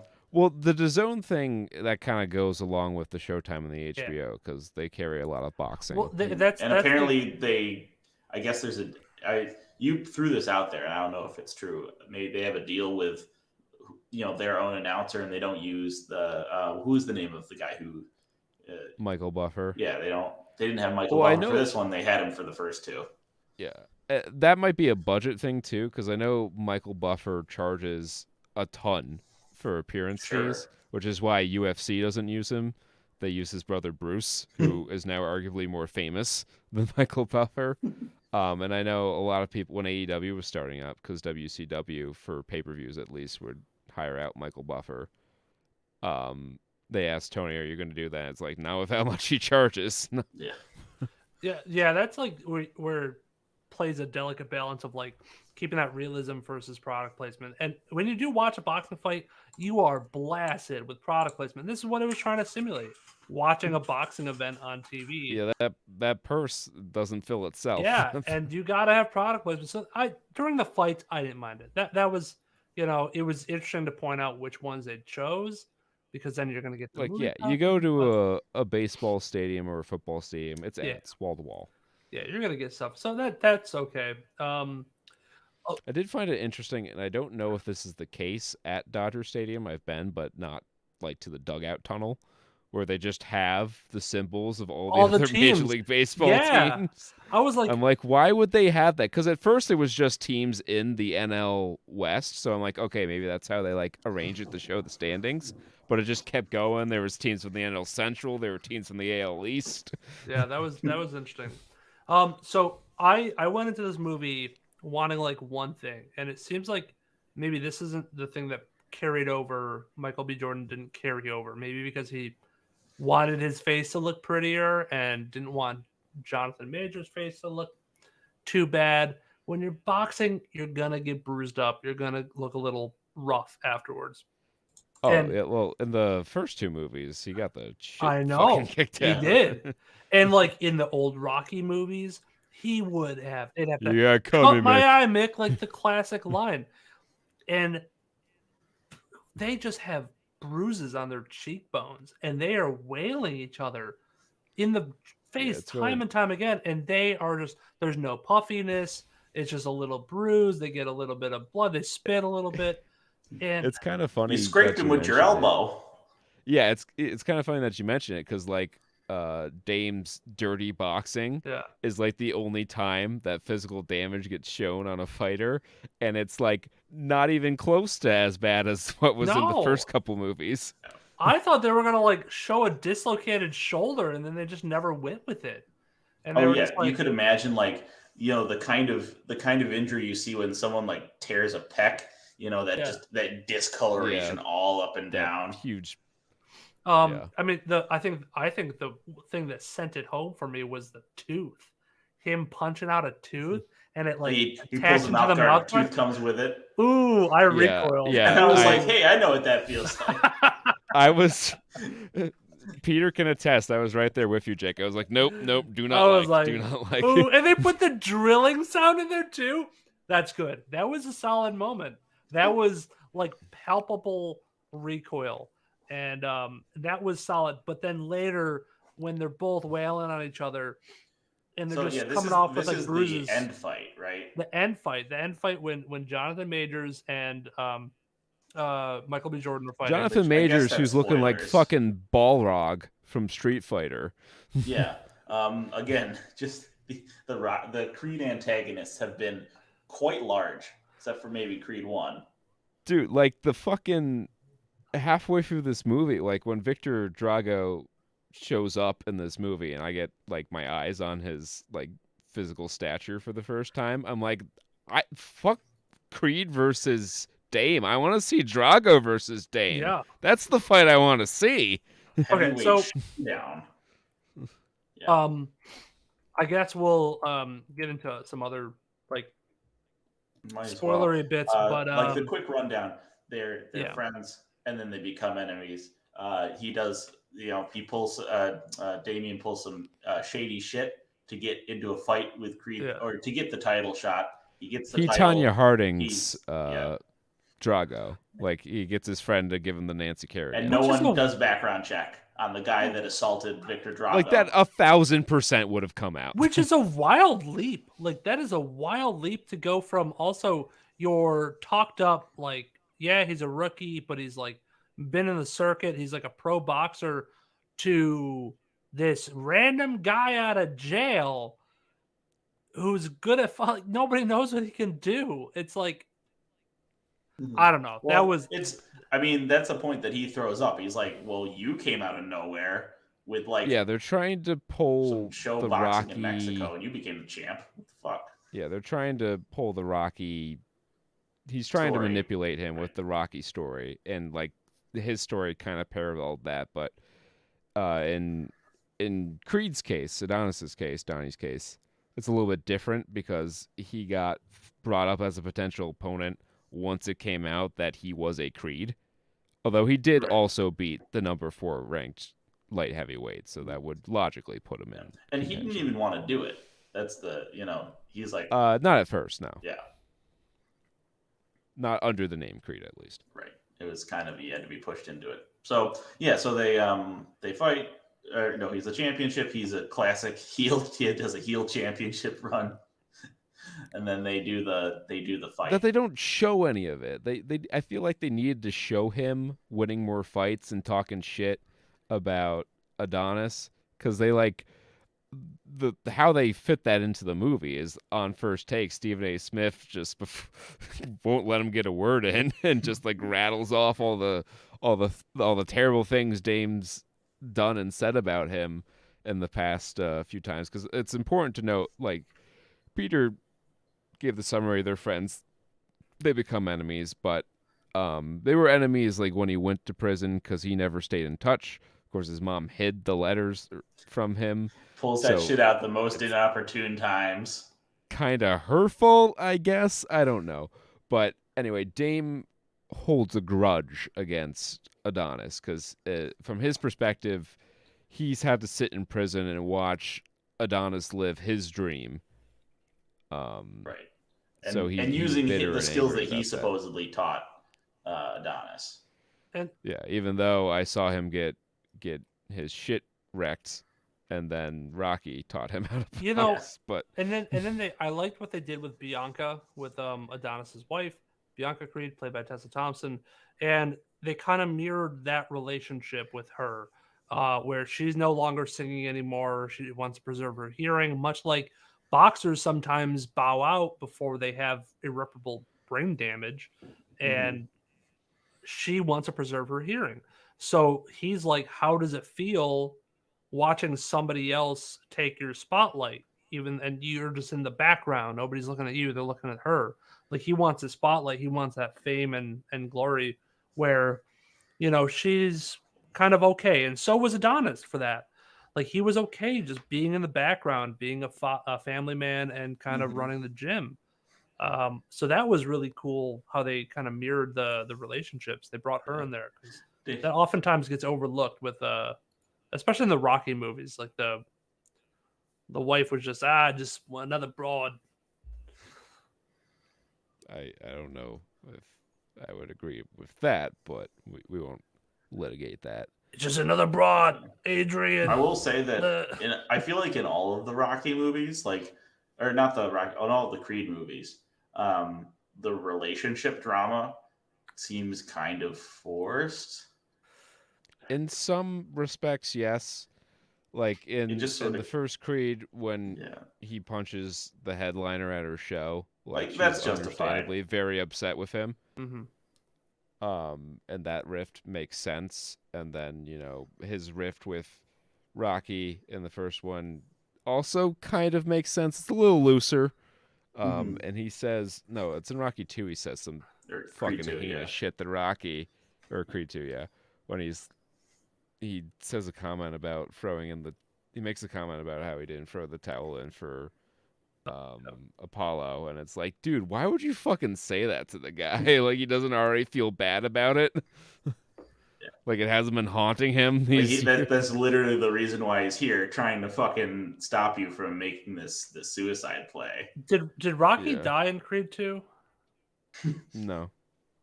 He made up. He goes up to Vancouver to make up with meet up with his son and meets his grandson Logan. That's probably what he's doing in this movie. Yeah, I didn't know because he barely mentioned in this one, and I thought I could remember he had like a heart attack or he had a health issue. He had lymphoma, in Creed 2 or Creed 1 or Creed 2, and I don't know. They kind of did the same thing with the mom here. In this one where he said some heinous shit to the mom, and then she ended up dying. The mom thing was like out of nowhere because he like goes back to the Quick Mart where it all went down, and then he's like reliving the moment. Out of nowhere, he gets a call from his wife being like, "Your mom had a stroke. It doesn't look good." And you're just like, "Where the fuck did this come from?"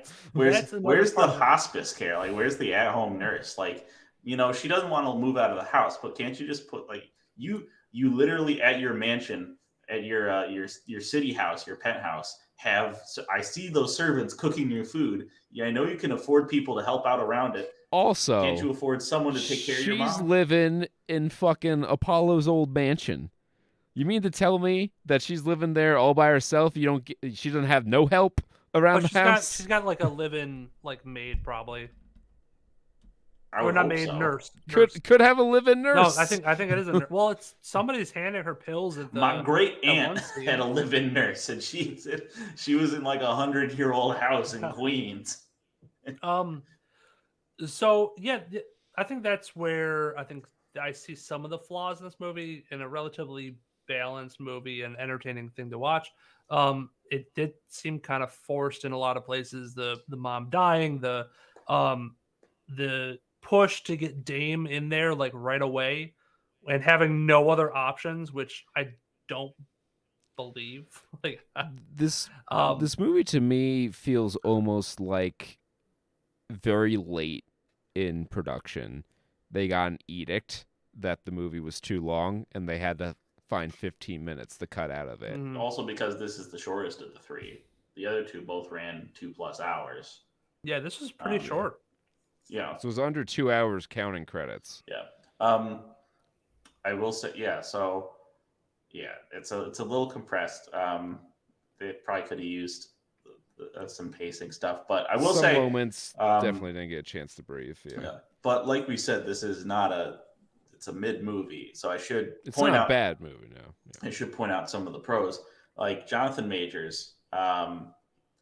It's apparently I think it's just how he acts. It's his style, but his facial expressions and that kind of nervous energy he brings to every scene, especially as the I guess the antagonist, who even from the start you're not sure of his intentions.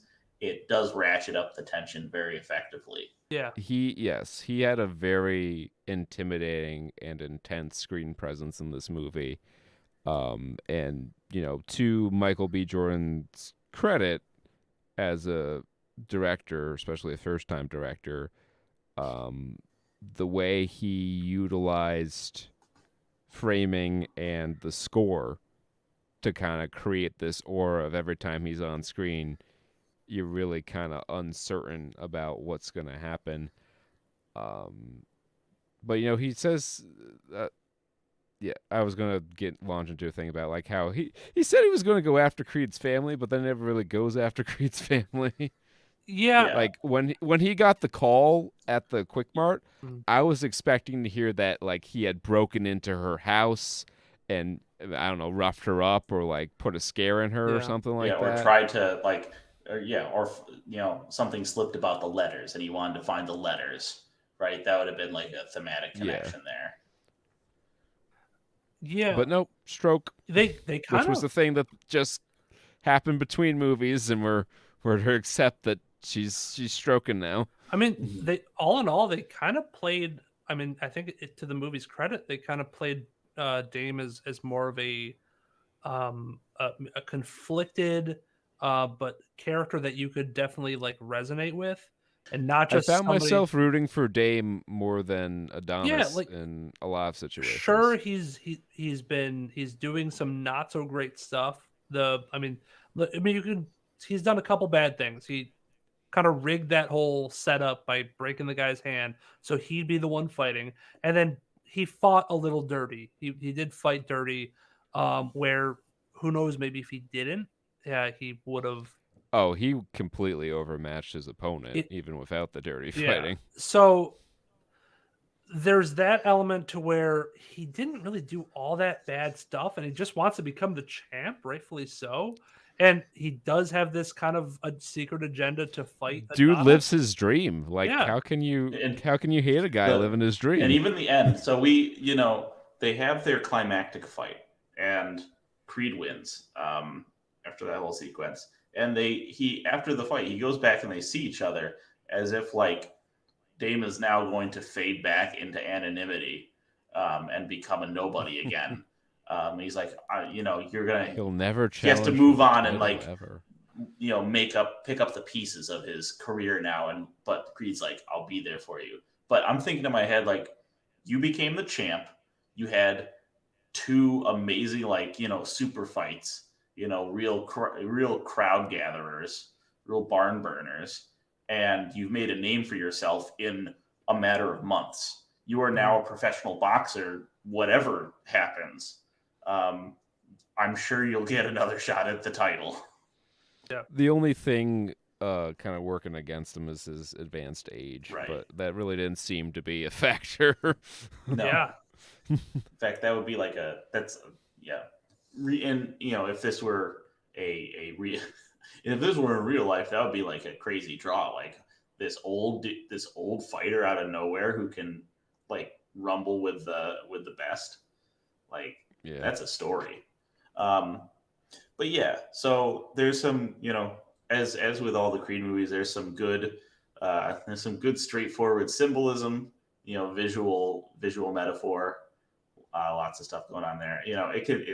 It's as simple as stuff like when he and Creed are in different on different walls of the locker room, and they're different shaded with different lights. One, Creed's in the orange glow, and Dame is in like the dark blue hues. And you're like, oh, that's a symbolism. I get it. Yeah, so it's good stuff. So I guess should we talk? Is that what's there to talk about the fights? There's not a whole lot to break down, except that they're kind of awkward looking at times. We should talk about the battle on the astral plane. Oh yeah. Yeah, they So- do. He definitely does an anime moment where they Now- both phase out to the to the astral realm. Now, Creed is no stranger to these kind of reality bending editing during the fights. Kurt, I'm sure you remember during Creed 1, like when during the fight in that one, like for one round, like the lights go dark and stuff sort of like fades out. Yeah. And it kind of is like, oh, what is this? And then it fades back in. So it was just like one kind of moment. And there are a lot Some of of those. it feels like it's kind of like a visual representation of him focusing in on his opponent. And this is that just taken to the next level where the crowd disappears. The crowd goes away. I get that. And it's just them. Hit him in the yeah. And I was like, but it and was Dame. like it was more than usual. And then the prison bars come in. Like, okay. Yeah, that when the prison bars came in, that's when it got a little like, okay, what the fuck's going on here? Yeah. I thought it could be done slightly better with like maybe them going back to the crowd with a big punch at the end, but they just did the whole round, which I guess it's probably one or the other. It's not. It's just a stylistic choice. Right. But I mean, at least it broke up the visual monotony of it a little bit, Sure. so I can't really. And the question that every director has to ask in every Rocky movie is like during the fights, you can't show all 12 rounds. How do you move through to all the important bits of the fight and give the kind of communicate to the audience that you're skipping around to the highlights. And this was that way, where that whole sequence was supposed to represent all the middle rounds, where they're just slugging at it for round after round after round. Yeah, and for a first-time effort, for a first-time director, it's surprisingly functional. Yeah. And there's even some really pretty interesting shit in terms of visual flair. So yeah. I'm sure if they have an idea for a story, there'll be another one, and I'm sure it'll be. They're probably going to do the Drago spinoff. They're going to do the Netflix series, and so as part of this, I don't think we mentioned it at all during this. Why Sly Stallone was not in this? Couple things. So one, he didn't agree with the creative direction for this movie, and two, he was, I think it was upset, or there was some dispute over the director David Winkler using the rights to, or using the rights to his work without his permission or something like that. So that's why he's like, I'm out of this movie. And the movie really missed him. Yes. It's worse for not having him in the movie. Anyone who sees this and hasn't seen Creed 1 or 2, go back and see it. You'll watch Creed 1 and try not to cry. Yeah. In some of his scenes, it's Sly Stallone is peak Rocky. He gets lumped in with the Schwarzenegger types of the world, but Stallone can act. Mm-hmm. He's got that. I could go off. Maybe we should just watch Rocky at some point so we could talk about it. I've seen all 6 Rockies. Yes. I'm ready to go whenever. I haven't seen it in a minute. I need a refresher. Yeah, so maybe we do the Guy Ritchie movie next week. Maybe we do Rocky next week. Maybe I don't know. Watch them all, baby. We'll do Rocky month and a half where we watch all 6 Rocky movies. Yeah. Now you're talking my language. Oh god. I'm smoking on that Ivan Drago pack, dude. The mere concept in my head of watching Rocky 5 again fills me with immeasurable sadness. Oh no. It's not very good. Unlike the show is very good, and you should continue to listen to it and subscribe to it on your podcasting platform of choice. Check out saturnstuds.com for all other links, including YouTube channel, which has video versions of this podcast most every week when I remember to actually hit record on the video version of the podcast, which sometimes doesn't happen. But that's going to be a wrap for episode 357 of the Saturn Studs Podcast. And until next time, be well, stay safe, and party like it's 1995. Peace. Bye-bye.